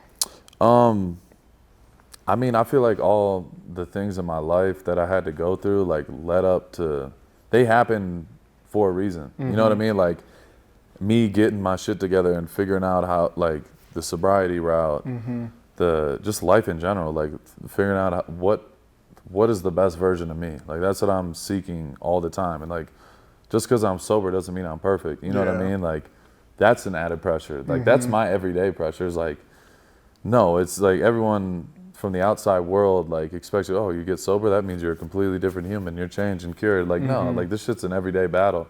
And I'm still working on myself and, like, take a lot of pride in that. And the added pressure of, just the shit that you would think is, like, pressure, like, being on the billboards, being a face of an organization, like, I feel like all that shit happened, all that adversity happened in my life so it can get me ready for this. Because that was real adversity, bro. I was fighting for my life. Yeah. This shit is, I'm living a dream. Yeah, this is everything I ever dreamed of. This is what I've always wanted to do. And like, after my first contract, it felt like, oh shit, like they just paid me fucking almost $100 million. And now I'm the guy. I'm like, I'm 24. Like I'm trying to, you know what I mean? Like after that third year, I'm like, I felt like a little bit like, oh fuck, I need to go to another. Yeah. Like, but at the end of the day, like, just go to work. Like that's my mentality. It's like, if I just focus and be where my feet are at and focus on today, it'll take care of tomorrow. It'll take care of the big game when it comes up. So it's like when you're in that year 3 when we're going to play the Chargers, there's no anxiety because I knew I put all the work in. I've done everything leading up to it. So that's what it is for me. Yeah. So my pressures now, it's not about, you know, of course there's going to be adversity. It's going to be fucking hard. I do have the spotlight every single game. If I don't have the best game, they say I got locked up. He's overrated. He shouldn't be. I got to deal with that. That's the shit that people don't realize is like I get heat from every fucking direction. But when it's going great, you get all the flowers. So it goes both ways. And that's the thing you just kind of learn. There's no way to prepare for that. Yeah. There's no people in my corner I can say, oh yeah, hey, how does it be in the face of a franchise? There's not many guys that you can really relate at that level. Yeah. It's guys like Vaughn. That's why me and Vaughn have become so close over the years. Because like Vaughn had to deal with that in Denver. He's been one of my biggest resources. That's why I've gotten so close to him because he's like a big brother. You know what I mean? I've had to learn from him. Like, after you won a Super Bowl, you know what I mean? Just like bouncing ideas. So really that's not pressure to me. I love, since I was young, like I've always wanted the eyes on me. I've been fighting for that, like just to get noticed. So like now that I have eyes on me, that doesn't make me I love that. You love that. And you know, like I love performing. Like I felt like that's what I'm meant to do is put on a show for everybody. Like when I go in the stadium, it's like, no, this is my shit. They're here to watch me. That's how I just think in my head. So, yeah, bro, I don't know. I love it. Like it's what I feel like I'm meant to, what I was born to do. Like it's really inspire and put on a fucking show and eventually is win. You know what I mean? Win a championship with the Raiders. So yeah, it's legendary. I love it. Real. I embrace it for sure. A lot of people was always ask me when, you know, the Ruggs situations happened, how we was able to, you know, kind of stay even keeled. But would you say there was any distractions, like, you know, that affected the team, and how was we able to like kind of overcome that situation? You know what I mean? Honestly, like like I feel like it fucked everybody up. Like everyone was just like, what the fuck? Like it just like you said, like those type of situations bring you closer. But at the same time, it's like, how the fuck, like, just for me personally, like, thinking, like, I was just like, how the fuck, I wish I could have fucking done, like, I wish I could have done something. Like, how the fuck could we avoid it? Like, that's all I was thinking in my head. Like, did I not do something? Like, and that's just my nature. You know what I mean? I feel like I could solve every world's problem, but, like, that shit drove me nuts because looking back, like, it came from out of nowhere. Yeah, it comes out of nowhere, and he's such a fucking good kid. And then all of a sudden he makes one bad mistake, which probably everybody at one point who's ever has done that. Yeah, has drank and drove. Let's be real. And he gets in trouble, and he ends up fucking making the worst decision and taking someone's life. Yeah. So it's like, you can't even, it's so much to process. It's like, how the fuck did this happen? Yeah. And for me, I was just sick to my stomach, bro. Like, an innocent girl just got killed, a dog gone, but also it's 3 lives and their family and everybody's life is forever changed over one mistake. And that's like, I almost had like guilt because like, bro, in my addiction and shit, like I've done that before. And like, I look back at that like, damn, like I'm so lucky. I'm so blessed. And it's bro. Yeah, that was. There's no words, like you can't even describe it, bro. It's crazy. Right. It's crazy. And I love Ruggs, bro. And he was just coming on and like getting better and better. And like my relationship with him, we started becoming cool, like literally right before that. That's why it's just like, it hurts. So it hits different. Yeah. I remember talking to him right at that Denver game on the sideline. Like he was going off. Yeah. He had a long ass touchdown. I'm like, bro, keep going, keep. And I was always in his ear telling him, like, bro, you are cold. You are, trust it. I want to say we were on a decent. We were doing well. We were. That happened. And then the John Gruden situation. Yeah, well, Gruden shit happened right before that. It was right before that? Okay. Bro, that was the first game without Gruden. That was Bisaccia's first game we played at Denver. And he was going nuts. And then right after that, the Ruggs shit happened. So it was just like, boom, boom. And then the Nate shit. Nate had the remember later in the year, Nate had a DUI. And then there was there was so much shit. It was like just one thing. I don't even, you forget half it, but it was like 7 things. You're like, what the fuck? Man. Yeah, it was different, bro. As strange as it was to go to work while all this was happening, it definitely brought us all closer. You know what I mean? Hell yeah. Because, you know, at the end of the day, we still got a job to do. Still trying to, you know, make that push, get to the playoffs. Bisaccia took over, bro. And to say, first of all, Bisaccia should have been the next head coach. I felt like that. I agree. But, bro, it was, obviously it was a lot going on, but inside the facility and at work, bro, I don't think we really missed the beat. You know what I mean? He came and took over, and him and Rod, like, and obviously, you know, everybody else that was in the locker room, we knew what we had to do. You know what I mean? Like 100%. And to go out there and, you know, beat the Chargers the way we did. We should have beat the Bengals in the playoffs, man. They went to the Super Bowl that year. We had them on the ropes, bro. It's crazy. It's crazy. Man. No, that team is special, bro. I'll never forget it. Never forget it, bro. Man, legendary dudes on that team. Legendary. Darius Filine. But Bisaccia, Legend.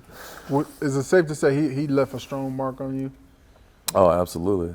I mean, Rich just texted me this morning. Mm-hmm. He's, I'll read it to you. You're going to laugh. This is our conversation. I'll give it a brief. Yeah, we're trying to punch somebody. I tell you that. This is his text to me. Checking on you. All good, bitch. Said doing great, pussy, bitch. That's our conversation. Not just standard conversation. So yeah, not our standard. For real. Not our standard, but yeah, that's Rich. I love him to death. I mean, he's the best. He's the best. And then I wasn't here, but Carr ended up getting traded, and that, like how was that? It was wild, bro. Like the first year with McDaniels, there was so much expectation. Like you bring in Tay, like they just paid me. They brought in Tay, re-signed Derek, signed Waller. We're like, we're about to go run these motherfuckers out the gym. You know what I mean? Like, all right, before you keep going, were you like? I don't want to say you're not excited when McDaniels got there, but like, what was your thought on that? Like, bro, I was excited. Like, obviously, I wanted Rich. Bad. I was open about it, just like I was with AP. Like, that's how I am. Like, I'm loyal. I'm whatever. I was all in on Rich. Once they said they weren't doing it, like I kind of found out. Yeah. And then once McDaniels got the job, I'm just like, it's like anything, bro. Like you have no choice. You have no control. You just gotta embrace it. And then you bring in Tay. They're being aggressive. I'm like, it was looking good. Like it's looking real good in practice. Everything, like the energy was great. Like it was hard. Like we're working real hard. Like that doesn't change shit for me. But a lot of guys are like, like we're pushing hard, but at the same time, like we got a chance to win. Like we did. But we were really working hard. You get what I'm saying? Like it was night and day different. Yeah, it was a different level. And I ain't gonna lie, when he first got there, I definitely thought, okay, maybe this is the way you win playoff games. You know what I mean? That's what I'm saying. In my head, I'm like, New England. Yeah. Obviously, he had the Denver thing, but like, he's learned from it. He's bringing in these guys. Like, we're being serious about winning. So I was all for it. And I'll say this, my relationship with McDaniels was great. I know it didn't work out as a head coach, but like my personal thing with McDaniels, you know, like in front of the team, he would do his own whatever. But like my one-on-one relationship and like how he treated Rachel and like, he was awesome to me. Yeah. Like, so that's one thing that I feel like if people have questions about it and everyone has something negative to say, I get it. Like, I ain't got nothing there's some negatives to say, you know what I mean? Yeah. And he would probably admit it, you know what I mean? Team-wise as well. Like, but like my one-on-one relationship was awesome with him. I just wish, like any situation, you want it to work out. It's like AP, like you want that to work out, it doesn't work out.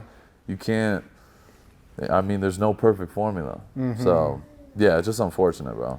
Yeah, I ain't gonna lie, that was tough. And that was a bit bittersweet because he got there. And what's the D coordinator name? PG. PG. That's your boy. That was like my boy, man. That's your day one boy. And I New York know. Giants. That season just kind of felt a little weird because I think They brought in Billings, right? Yeah, that season was weird. So I feel like you were like, what are they up to? Like, yeah. Do they want me here? You know what I mean? And obviously going through that time when I was going through the contract, like, it just kind of felt just a bit weird and off. And obviously I wasn't playing as much as I wanted to. Yeah. I went up there. Well, I told my agent, Doug, I said, man, you got to trade me out of here because the way it was going, it wasn't looking good. You know what I mean? And don't really got nothing bad to say about Josh. It just, you know, I guess not re-signing Bisaccia and starting all the way over. It was. It's tough, bro. It pissed me off because everything was going so well before. I know. That's the hardest thing. Is like it's the biggest what if ever. Like what if we ran that back with Rich? I feel like I don't know. We went nuts. When we was out there, bro, we were cooking out there, G. Like what? Like, bro, barbecuing. We were killing everybody up front, killing them, and we had a lot of dudes on 1-year deals like Q, Solly, Phi. Jan, we had a funny group, bro. That group, you talking about D-line group? Our rookie year was great. That group was fucking to the next stratosphere, bro. Out of this world, fucking. You got crazy. any crazy stories?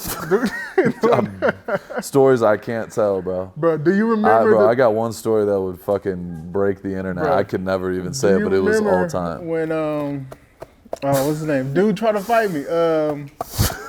It's probably Phi-line. No, Yannick. Oh, shit. Wait, you and Yannick almost fought? Yeah. Yannick almost fought Phi-line in the meeting. Bro, we can't be late. That was a little... We got to keep it in-house. That was a little... Yeah, that was crazy. But it was a bit extra on that one. I get it, though. Yannick is serious. When Yannick is in that fuck you mode, bruh. There's nothing he was going to hear. I was messing with him because I remember. I vaguely remember y'all getting into it. It's Derek Carr there, and then it's me. But when Yannick got there, he started being like the first person at work. Yeah. So he would get there like 4 a.m. Yeah. I'm getting there at 6. I'm thinking, okay, is this Derek? Like, you know what I mean? He took it to a whole nother level. He took it to a whole nother level. And there was one time I was just busting his balls. I'm like, bro, I beat you here where you was at. He's like, what you mean? I'm always here. And we in breakfast, so I'm like, all right. And then he was like, he just started like flipping out. He was like, what, you trying to do something? I'm like, bro, I was just joking with you, bro. It's early in the morning. You can't be this hot, bro. Did you not have your coffee? Yeah. It was a little bit petty, but, bro, That's actually hilarious, though. Man, I'm that way now, though, too, though. Yannick would go all the way there. But, like, yeah, it's a competition to get there first in the morning. Then somebody beats you, you're like, you motherfucker. And then Yannick is wild. The individual drills with Rod. Oh, yeah. Like, different. We had Malik Collins, bro. Yeah. You almost forget about that year. That was COVID year. Mm-hmm. You're talking about, like... And he's another one, bro. He struggled that year. He had some ups and downs, bro. Seeing what he's done since then... He's been cooking, Oh, no, bro. He's been cooking like... That motherfucker is cold. I think, like, the biggest thing that year was I don't think he was healthy. Yeah, like, he was healthy going into the season, but he obviously got banged up. Yeah. And they're trying to push through that. That's just... Yeah, he was banged up, and on top of it, he was, like, a contract year. Mm-hmm. And he was Marinelli's guy, so I feel like he was trying to, like, go above and beyond, you know what I mean, to, like, prove and get the deal and, like, be the guy, like, instead of just, like, being who he was, you know what I mean? I ain't gonna lie, they was on his ass. They were... Yeah, bro, what? It was like... You was on him a little bit too at times. Yeah. Yeah. Yeah. But that's... Not for like a bad thing. Not a bad way. It's just like... We need to get this shit rolling, man. What are we doing? We can't just be out here wasting opportunities. No, you can't. I mean? That's the toughest thing, bro. That chemistry is everything. It's everything. Yeah. Yeah. How did it feel once I got traded? Like, I never really I feel like it just happened so like... I don't know. It was weird like, because... just feel like everybody was just leaving? Like, what? Well, that was like the first time, like, obviously in the league, there's a lot of people in and out the doors, but like for us, like, it was just me, you, and Clee were the last 3. Yeah. So when you left, I'm like, oh shit, like now it's just me and Clee were the last ones left. And then I think Malcolm too. Malcolm was there. Yeah. But it was like baby Malcolm. Like you were there, Malcolm his first year, and that was 2021. Yeah. But like, That's like, you kind of like started the trend of like, okay, now everyone's gone. Like now it's just me, AJ Cole, Daniel Carlson, and Colton Miller. I got nobody left on defense that I was originally there with. Nobody from Oakland. Nobody. And on top of it, like even these past years, we had Spillane, they're all gone. Nate Hobbs, Trayvon Morrig's gone. All those guys. So it's like, damn, like all my dogs are gone. So that's the tough thing about the league. Like, it's cool. It's a good part about it too. It's a nice thing because you get new teammates and then you become closer with a bunch of guys. But like me and you, no matter what, if I don't see you for a year, I see you. It's like we hang out every day. Yeah. So but no, I think that's the beauty in it too. It's cool. It's a blessing that they got the contract that they wanted. Obviously 100%. It's not here with the Raiders, but they all got paid. All of them. Trayvon got 17 a year from Carolina. Yeah. Like, that shit's so dope. I remember him coming in as a baby. Yeah. That year we made the playoffs. He was a rookie. Yeah. Crazy. So, before you got the new deal, there was obviously some trade rumors, personally.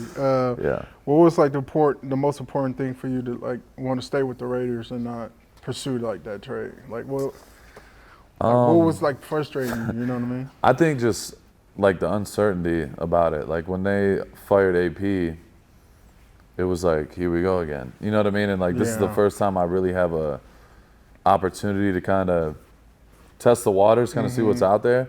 I didn't want to leave at all, but also like, we have no head coach. I need to figure out what the fuck we're doing. Like, I'm not going to I'm putting everything into this. I want to at least have a chance to win. Yeah.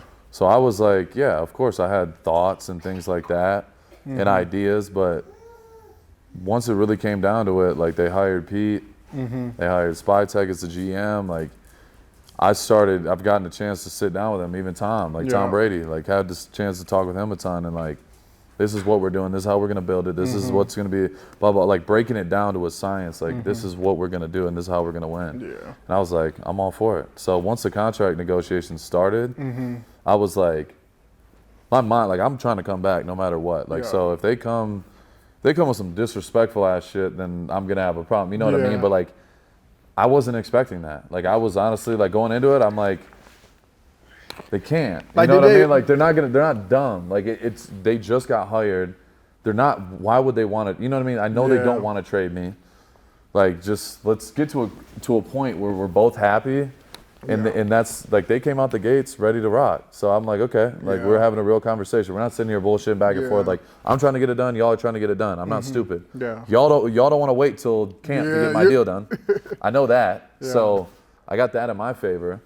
At the same time, like, I want to get to the number at least I'll be happy with. And that's it, bro. It started moving like that.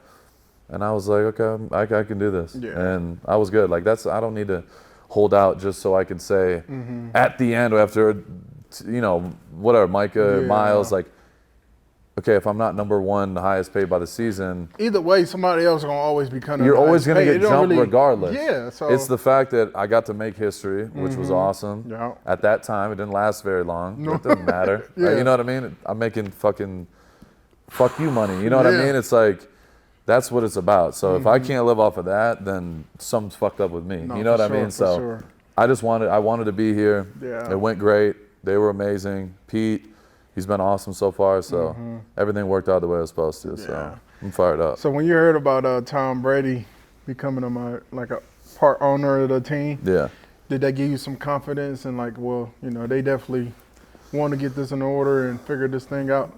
Yeah, I think it was dope. Like, I mean, you have somebody like that who's literally done nothing but win his whole fucking life. Like, he knows what it looks like. I was definitely excited. And I've had a relationship with Tom for the last couple of years. Like, I've been with him at a couple events and got, been able to have good conversations. So it was kind of floating back and forth. Like, all right, is it actually going to get approved? Is he going to be able to come in? And when it did, like, it was like, okay, this is dope. And he's been awesome. Like, we talk and we've been making some good moves. Man. Yeah, we're making good moves. He's smart. He's a winner, and he's going to do everything in his power to win. So that's the type of people you want around if you want a chance. And I give a lot of credit to Mark Davis, too, because you can't do it all by yourself. No, you can't. And you could try to do it like the old days or whatever, but every day is a new day. And every year it evolves, and there's always another level. And like, I think for a long time with the Raiders, like, everybody talks about the Raiders, you talk about Raiders. Al Davis and back in the day. In the day and Ted Hendricks and shit. But it's like, no, what are we doing now? Like, how are we going to win now? It's a new day. It's a new game. Everything's evolving. And I feel like bringing in a Brady and bringing in these guys is just, it's one of the smartest things Mark could do. Because he's like, okay, I need some dudes that understand the game, that have won at the highest level, have won in this time, like Brady. And all right, let's be a team, and now let's go win. And that's what he's done. So I give him a lot of credit for that, for sure. No, for real. So y'all bring in Pete Carroll. Yeah. Like, what's your thoughts on him? I'm sure you probably met him. Like, what's the vibe? Bouncing off the walls, bro. Every day. Playing horse. Put a basketball hoop on the football field. So you walk by it every day. There's a full NBA hoop in there. There's a NBA hoop in the team meeting room. Yeah. It's like, it's dope. Like and we haven't even started OTAs. We start on Tuesday. So I'm looking forward to it, bro. Like, you gonna be at OTAs? Of course. Of course. So yeah, I'm looking forward to it. I'm excited. I've been it's the most excited I've been in years for OTAs. Like, I mean, every year OTAs get less and less appealing as you get in the league, but like, I'm looking forward to it. I'm excited. No, I'm definitely thrilled, man. I'm gonna definitely be watching. So Geno Smith. Yeah, Geno. I ain't gonna lie, I was with him last year in Seattle, and I think he's a top 10 quarterback. You know what I mean? Like, he did, the best that he could do with, the offensive line he had there. Not to say it was just the offensive line a problem, but to produce the way he was producing out there with the weapons that he had, and to see, it was sad to see him leave Seattle, but for him to come to Las Vegas, I was thrilled for it. Yeah, 100%. Same. Same. You ain't got to worry about no quarterback problems. Yeah. You know what I mean? That's a big deal, bro. I'm fired up, bro. I'm super excited for him. Super excited. Who you think y'all should take first round? Like, it's a great what's question. your perspective? What you think y'all need, or not necessarily need? Who could help y'all? If you've been paying attention, guys that's coming out. Yeah, I mean, we definitely have needs. I feel like every team has needs to an extent. The number one thing, like, obviously there's a lot of talent out there, but I like guys that make an impact not only on the field but on the organization. Like, you need guys that are going to come in and help be a part of the change. You know what I mean? And going, like, are you bringing in Tom? Are you bring me back? Bring in a Geno, guys that understand or are willing to go all the way, whatever it takes to win. I'm willing to go there. Like, that's the type of guys you want in the building. So whoever that is, whether it's a running back like a Genty or you know what I mean, a Shador or a DB, a D lineman, I don't know. You don't know. There's so many good guys out there. You have the number 6 pick. There's a lot of options. So I'm just excited about bringing in a great player and adding them to the building, because I think they're doing it the right way, and the way they evaluate now and our process, I think they're doing it the right way. Just seeing, like, free agency, you know what I mean? I feel like, okay, we're off to a great start. Now let's continue building off it. I'm looking forward to it. I got you. A lot of people might not realize how much work goes into the preparation on the field and off the field. What's normally, like, your game week routine like, and what's, like, the balance between, like, the season and also having, you got your family now. Yeah. So how?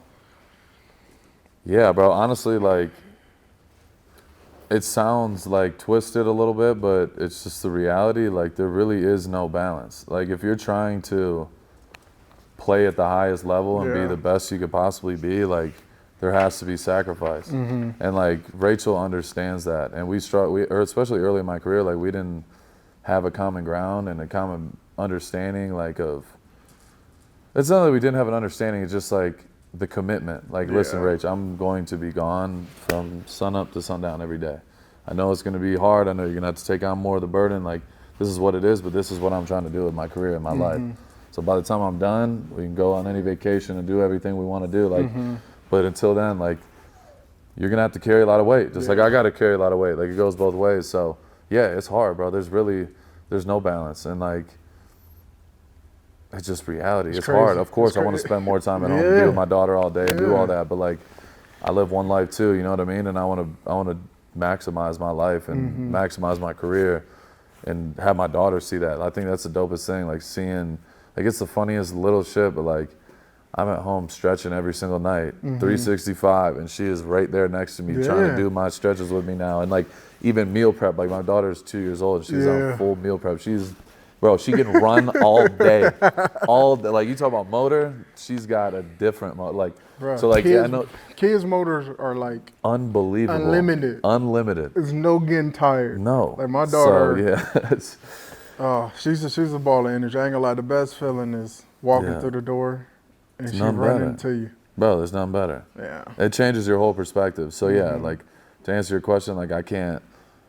Like there is a lot of sacrifice and the balance is not a thing. There's no 50-50 balance, but there is no better feeling than coming home and even if it's for an hour, just spending that time every day with Ella. Like she is so fired up to see me and so ready. Like even when I left just now, like she's sitting there like legitimately climbing on top of me, dragging on the ground, gripping my shirt. I'm like, Ella, I have to go. I'm trying to get ready. She is legitimately she's leached onto me. And then she's crying and I'm leaving. I'm like, as sad as it is, horrible as it is, it's like, it's the best feeling in the world. Because like that love for your child, you can't even explain, bro. Nah, can't explain it. Untouched. Yeah. Okay. Let's talk about stuff outside of football now. Right. You know, I mean, what do you like to do, and you know, how do you spend your free time when it's not training or football? My free time, bro, I keep it simple. I'm not gonna lie. I when it comes to my spare time, spare time isn't good for me. I don't like just sitting around and not doing. You know what I mean? It's not good for. I know who I am. So you love being. I got my addict brain. You know what I mean? Like nothing going on is not good for me. Not good. Okay. So I like. I'm on go all the time. All the time I used to spend partying and being in my spare time. Like I really just focus on. I watch a shit ton of football. I watch a shit ton of film. I play 2K with my guys. All the same group of guys. We play 2K all the time. But also just business. Like I'm in love with like that growing right there, my portfolio. That bro. feels like good, don't it? That feels better than anything that you would ever thought of. You know what I mean? I'm obsessed with it, bro.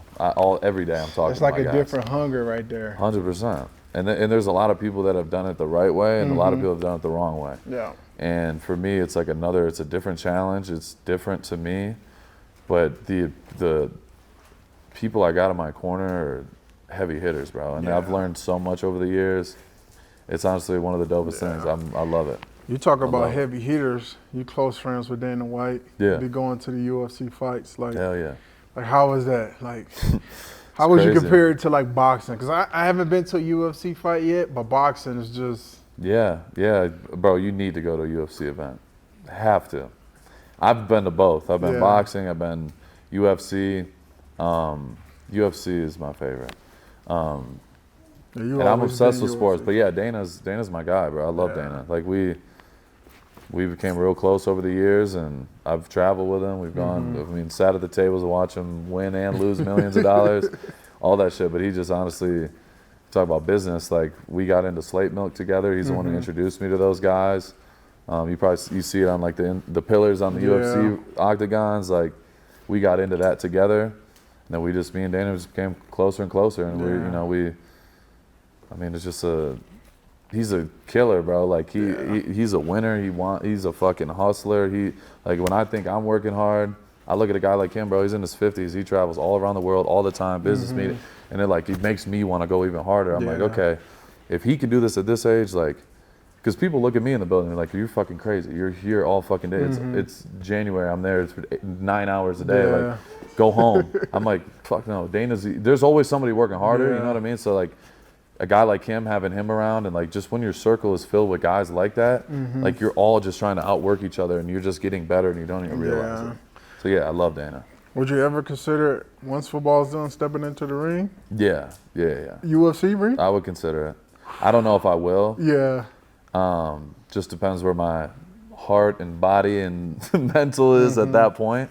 But I would consider it. I mean, bro, speaking of business, like I bought a piece of the Bare Knuckle Fighting Championship. Okay, nice. And those guys, Conor McGregor, Dave Feldman, like seeing how that's built, that gives me an itch too. Like watch it, bro. Bare Knuckle's crazy. But so you just posted that shit is lit, bro. It's one of the most lit. I don't know how they passed that, but bruh. Different. But like just being around that environment, I love it, bro. Just like it's the most, like especially with bare knuckle, it's like that's what you grow up doing. Like, you know what I mean? In your friend groups and that, it's like the most pure like form of fighting. Yeah. So it's just dope. Like, bro, we're selling out fucking 18,000 in arenas now, and it's like seeing that shit, like just being around fighting all the time. Like the competitor in me is like, if I really, and Dana and all the time, he's like, bro. 2030, so you're gonna be our heavyweight champion. I'm like, we'll see. I was like, we'll fucking see. No, but yeah, I never closed the window on that. Never. Yeah. Some fun questions. For some reason, everybody thinks NFL players have crazy diets. What do yours look like? Is it? Mine is extremely strict. I'm meal prep 365. 365. Every single, to the exact minute of every single day. No cheat meals, so this is my thing. On Saturdays in the off season, that night I have my cheat meal. During the season, 7 days a week. So in the off season, 6 days. That cheat meal I really look forward to. So like after this, What's I'm about to. What's your favorite food, man? Whatever I'm feeling, bro. Whatever restaurant where I'm ordering the whole fucking menu. The little bit of everything. A little bit of everything. But yeah, my meal prep is like literally to a science. I know exactly. I don't even have to step on a scale. I know exactly what I weigh, just how I feel. Huh? With Ricky? Ricky, bro. To a T. Ain't gonna lie, everything. that's my guy right there. He's the best. He done got me on my vitamins, get you on point. Supplements. Like he really helped. Yeah, extend my career a little bit longer. I ain't gonna 100%. He helps a ton. Shout out to Ricky. No. Shout out to Ricky. What's your favorite place to travel to? You do so much like events and stuff, going places. I love LA. Do you even go anywhere, bro? Do you? What do you mean? I do. I travel a little bit. I've been to. Not in the state though. Not in the States? Out of the country. I was going to say, my favorite place in the States is LA and Miami. Yeah. I'll say those are my two favorite. With Rach, it's Malibu. That's our spot. I mean, it's fucking burned down, but yeah, sad. Love Malibu. Tough. Yeah, shout out to everybody affected by that. Praying for y'all. But out of the country, I really don't travel out the country. I just got my passport updated. One of my favorite spots is Anguilla. I like going places where I'm not going to see a lot of people. I'm the same way. Like, if I'm going on vacation, I want to be with my family and my people. That's it. Like, I don't even want nobody to recognize me. I just want to be able to go somewhere and just be in peace and just like enjoy that. I look forward to traveling when I'm done. Like I want to travel everywhere. You need to go to Anguilla. I've heard that's amazing. I've heard like Fiji. I've heard there's so many Turks and Caicos. I want to go everywhere. Turks and Caicos is a little shaky, huh? It's kind of like Miami now. For real? Yeah. I believe it. People getting robbed, stuck up there. Like 10 years ago, see, this is it was like the best place to go. This is fine. Now it's a bit rough now. Interesting. Yeah. Yeah, but I want to travel. But if I were to travel, I would do it the right way. Gotta have some protection for sure. What's your go-to playlist or favorite artists you listen to before the game or when you're just chilling? Honestly, it's like I'm off like my vibe. Like however I'm feeling that morning. You know what I mean? Every game, like. Whatever your best game you ever had, you always like. Some people like to go back and be like, "How did I get to feel like I just felt like perfect that day?" I don't try to chase that anymore. I really just go off of how I feel. Sometimes I'm in the best mood ever. Sometimes I'm mad at the world. Yeah. And I have a great game, but it's just like my playlist is based off of that. Yeah. Like however I'm feeling, like. Like who you bumping? I'm bumping Future, bro. Like Future is my guy, and that's what the one thing about Future, he can go. You can go sad, you can go happy, you can go lit. He's got it all. So Future's my number one. I like Post Malone a lot. We grew up right down the street from each other. I've known him for a long time. So I like Post a lot. And you know, I'm not a country guy, but Shaboozey is my dog, bro. And I've gotten to meet him, and now I listen to his music. It makes me want to like him even more. I like country music now. Wow. Because of Shaboozey. Look, I'm a little bit everywhere now. I'm like house music. I'm just, bro, yes. If the vibe is right and it's cool. Even some reggae, bro. Like, I'm telling you, bro, Burna Boy might be my favorite. And I only understand like 3 of the words he says in the songs. That shit gets me in the right mood. Yeah. So, sometimes on game day I might just be bumping some Burna Boy for some reason. But the Future is my number one, for sure. Yeah. It's not even a question. Yeah. Let's see. It's a good one. Obviously, we're pretty flashy. Yeah, a little bit. Got the big chains. We got the watches. Yeah. It's a Detroit. How's that evolving with you, my boy? It's evolved a little bit. Are you done, or is it enough, or it's just it just depends on what? I'll never be done. You'll never be done. I'll never be done. Honestly, for me, like, I love what I love. Like, if I'm feeling something or if I want something, like, I'm not reckless with it. So if I want to get something nice, or I'll legitimately, I've done it before. Like, I'll go and do something outside and go get paid just so I can go get like a watch. So I won't feel bad about it. I don't have to call Peter and say, hey, I'm doing some off the field. You know what I mean? Like, shit like that. So, like, honestly, no, like, I love watches. I got a whole collection. Like, I have 13 watches now. Are you up there now? Well, I have a crazy collection. Like here. Like, I know one collection you ain't above, and I think you know what I'm going to say. Clee. Yeah, Clee. Clee's is elite. But I'm a watch guy now. I do love watches. I do love some diamonds. I will say that. That hasn't left me. But it's more like you know what I mean? Like, cleaner. You know what I mean? You don't want to I do like my big shit just in case. Like, if I'm doing something big, I'll wear some big, like, pendant. Like, I have my big Eastern one. It's just crazy. And I have, like, my Ella chain. If I'm really popping out. But I like clean. Like, even if it's bracelets, I want it all to be, like, simple but make a statement at the same time. So, like, yeah, bro, I'm the same. Like, you were one of the originators of the motivation. Like, cars, like, I'll have my cars match my whole fit with my watch and everything. Like, I do shit like that. Okay. I do that for sure. Like, I got the Tiffany. You got to see my shit outside right now. That shit's crazy. But, like, I like having fun with it. And it's, like, honestly, it just makes me feel good. Like, I don't leave the house unless I feel good. Like, I'm going to take a shower and clean and make. That's how I am. I've always been that way. I want to be fresh. Like, no, I ain't gonna lie, you. Yeah, I've come a long way. My shit used to be beat, but yeah. I'm gonna get you some of my Ryoko Rain. I know I'm plugging a lot of stuff, but this is my brand. It's part of one of the streetwear brands. I just got some equity in, and I got the Born send you the care package. I was gonna say some merch for you. We'll do pushing that out. We'll each send a care package. No, for sure. Get right. For sure. Yeah. What advice would you give some guys in the locker room after getting paid? Honestly, the biggest thing is your circle. I think it's the outside shit. That takes care of everything else. If your home life is fucked up, you're going to come in, you're bringing that baggage with you every single day, and not going to be able to be as focused, hard work. All that stuff affects you. So honestly, I feel like just the people you surround yourself on the daily is the most important thing. And like, everybody has this vision of, you watch shows growing up and you bring all your boys and do all that. That's not reality. You're going to have, like, for me, like Brogan and Darian, like, they're my boys, but it's two of them. You know what I mean? I'm still cool with a couple of my buddies, whatever, but, like, my circle's like this. Because that trust and the genuine shit, like, that genuine relationship is going to go way farther than anything. And when somebody's there for the wrong reasons, and you'll do it just because they're family or whatever, but, like, deep down when you're not, you feel like you shouldn't be doing it, but you just do it because the outside world tells you, oh, it's my boys, my family, da-da-da-da-da. They don't give a fuck about you. And they're going to come right back and do the same shit again. So, like, for me, it's like, that's my advice. Just have a tight-knit circle and really be dialed in and all be on the same page. I got you. We've got some questions from the Silver and Black. Looking back at one of your craziest locker room moments, which one still makes you laugh every time you think about it? Makes me laugh.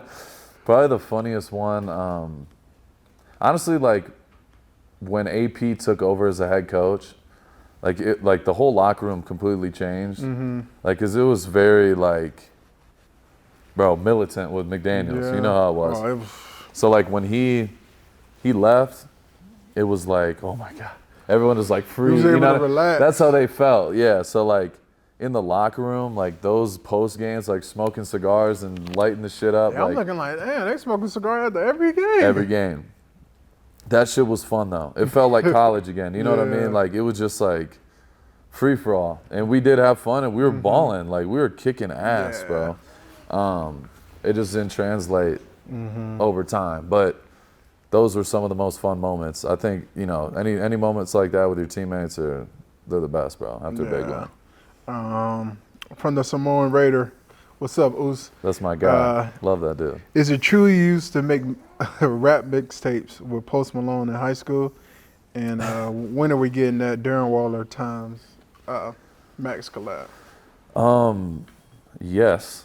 I mean, I dropped 2 mixtapes when I was in college or in high school with my best friend Nick, and to this day it's my boy. Like those flip books you see on my story, like we did those together. So shout out Nick Felix, it's my dog. So in high school, like we were the star football players, but also like shitheads. Like we were all wild. Like we were wild. So like we didn't want to go to the party. You know what I mean? We're trying to like stay off the grid. Like we're about to go to college. We're trying to like get our shit together. But we still partied. We still did our shit, whatever. But we're like, okay, how can we do this, but be smarter and move smarter? So like we got real close and we just started like. He would pick me up in the morning. I was driving his car, and he'd call it the Lambo. It was this little shitty Toyota Celica, and it was all red. He's like, we're in the Lambo, blah, blah, blah. Was it loud? It had the little muffler thing? My head was about to break through the roof, bro, and it was banging. He had subs in and everything. And we listened to the same music, Migos, Chief Keef, like that's the shit we listened to. We're like, bro, we could fucking do this shit. Like, we could make music like this. And we just started like fucking around, like just freestyling, and then we started like recording, and my brother was like, my brother was into music, and his boys did it when they were seniors. So we're like, let's do it, bro. Like, you can get a mic, blah, blah, blah, blah, blah. Bro, we dropped, like, we called this shit Bando Born and Raised. That was our first mixtape. I swear to God. We dropped like it was 23 songs. Yeah. Bro, I swear to God, you drive in the parking lot and you would hear our shit playing, bro. Like, and it went crazy. Everyone had a disc, and like teachers were getting a hold of it. We're talking about shooting shit up all crazy. But it was like a joke at first, you know what I mean? And so we did it, and like people loved it, and we didn't really expect it, but we were literally burning CDs and handing the shit out, and people loved it. And so everyone's like, bro, y'all need to make another mixtape, blah, blah, blah. We're like, oh, fuck. So we made a second one, and we're dropping on SoundCloud. Like, we have songs getting close to like 100K listens. Like, we were doing numbers, and it was so fun. It was like and to this day, like, anybody that knows, like, I love freestyling. So like, it was just a big hobby of ours, and like that's my greatest possession to this day. My biggest flex is that I won Best Musician my senior year in high school. I was like, when I got that, I'm like, I fucking did it. I was like, I don't care about football, none of that. A Best Musician, nobody can take that away from me.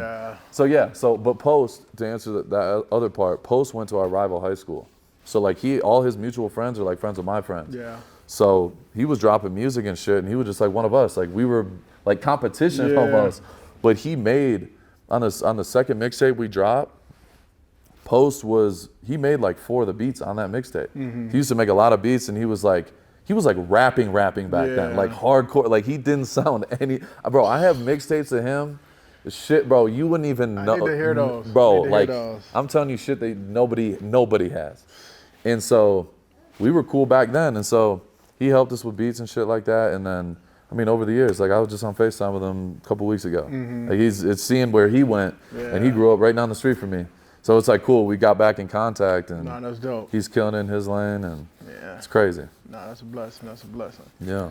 Well, everyone, that's about it for today, man. I want to just thank Big Dog Maxx for coming through like he said he would, and that might be a record, bro. 220. I know. 220 is wild. We definitely gonna keep it rolling out, man. Yeah. And, just appreciate everybody tuning in, man. Keep liking, keep subscribing, and I'm gonna keep giving it to y'all. Appreciate it.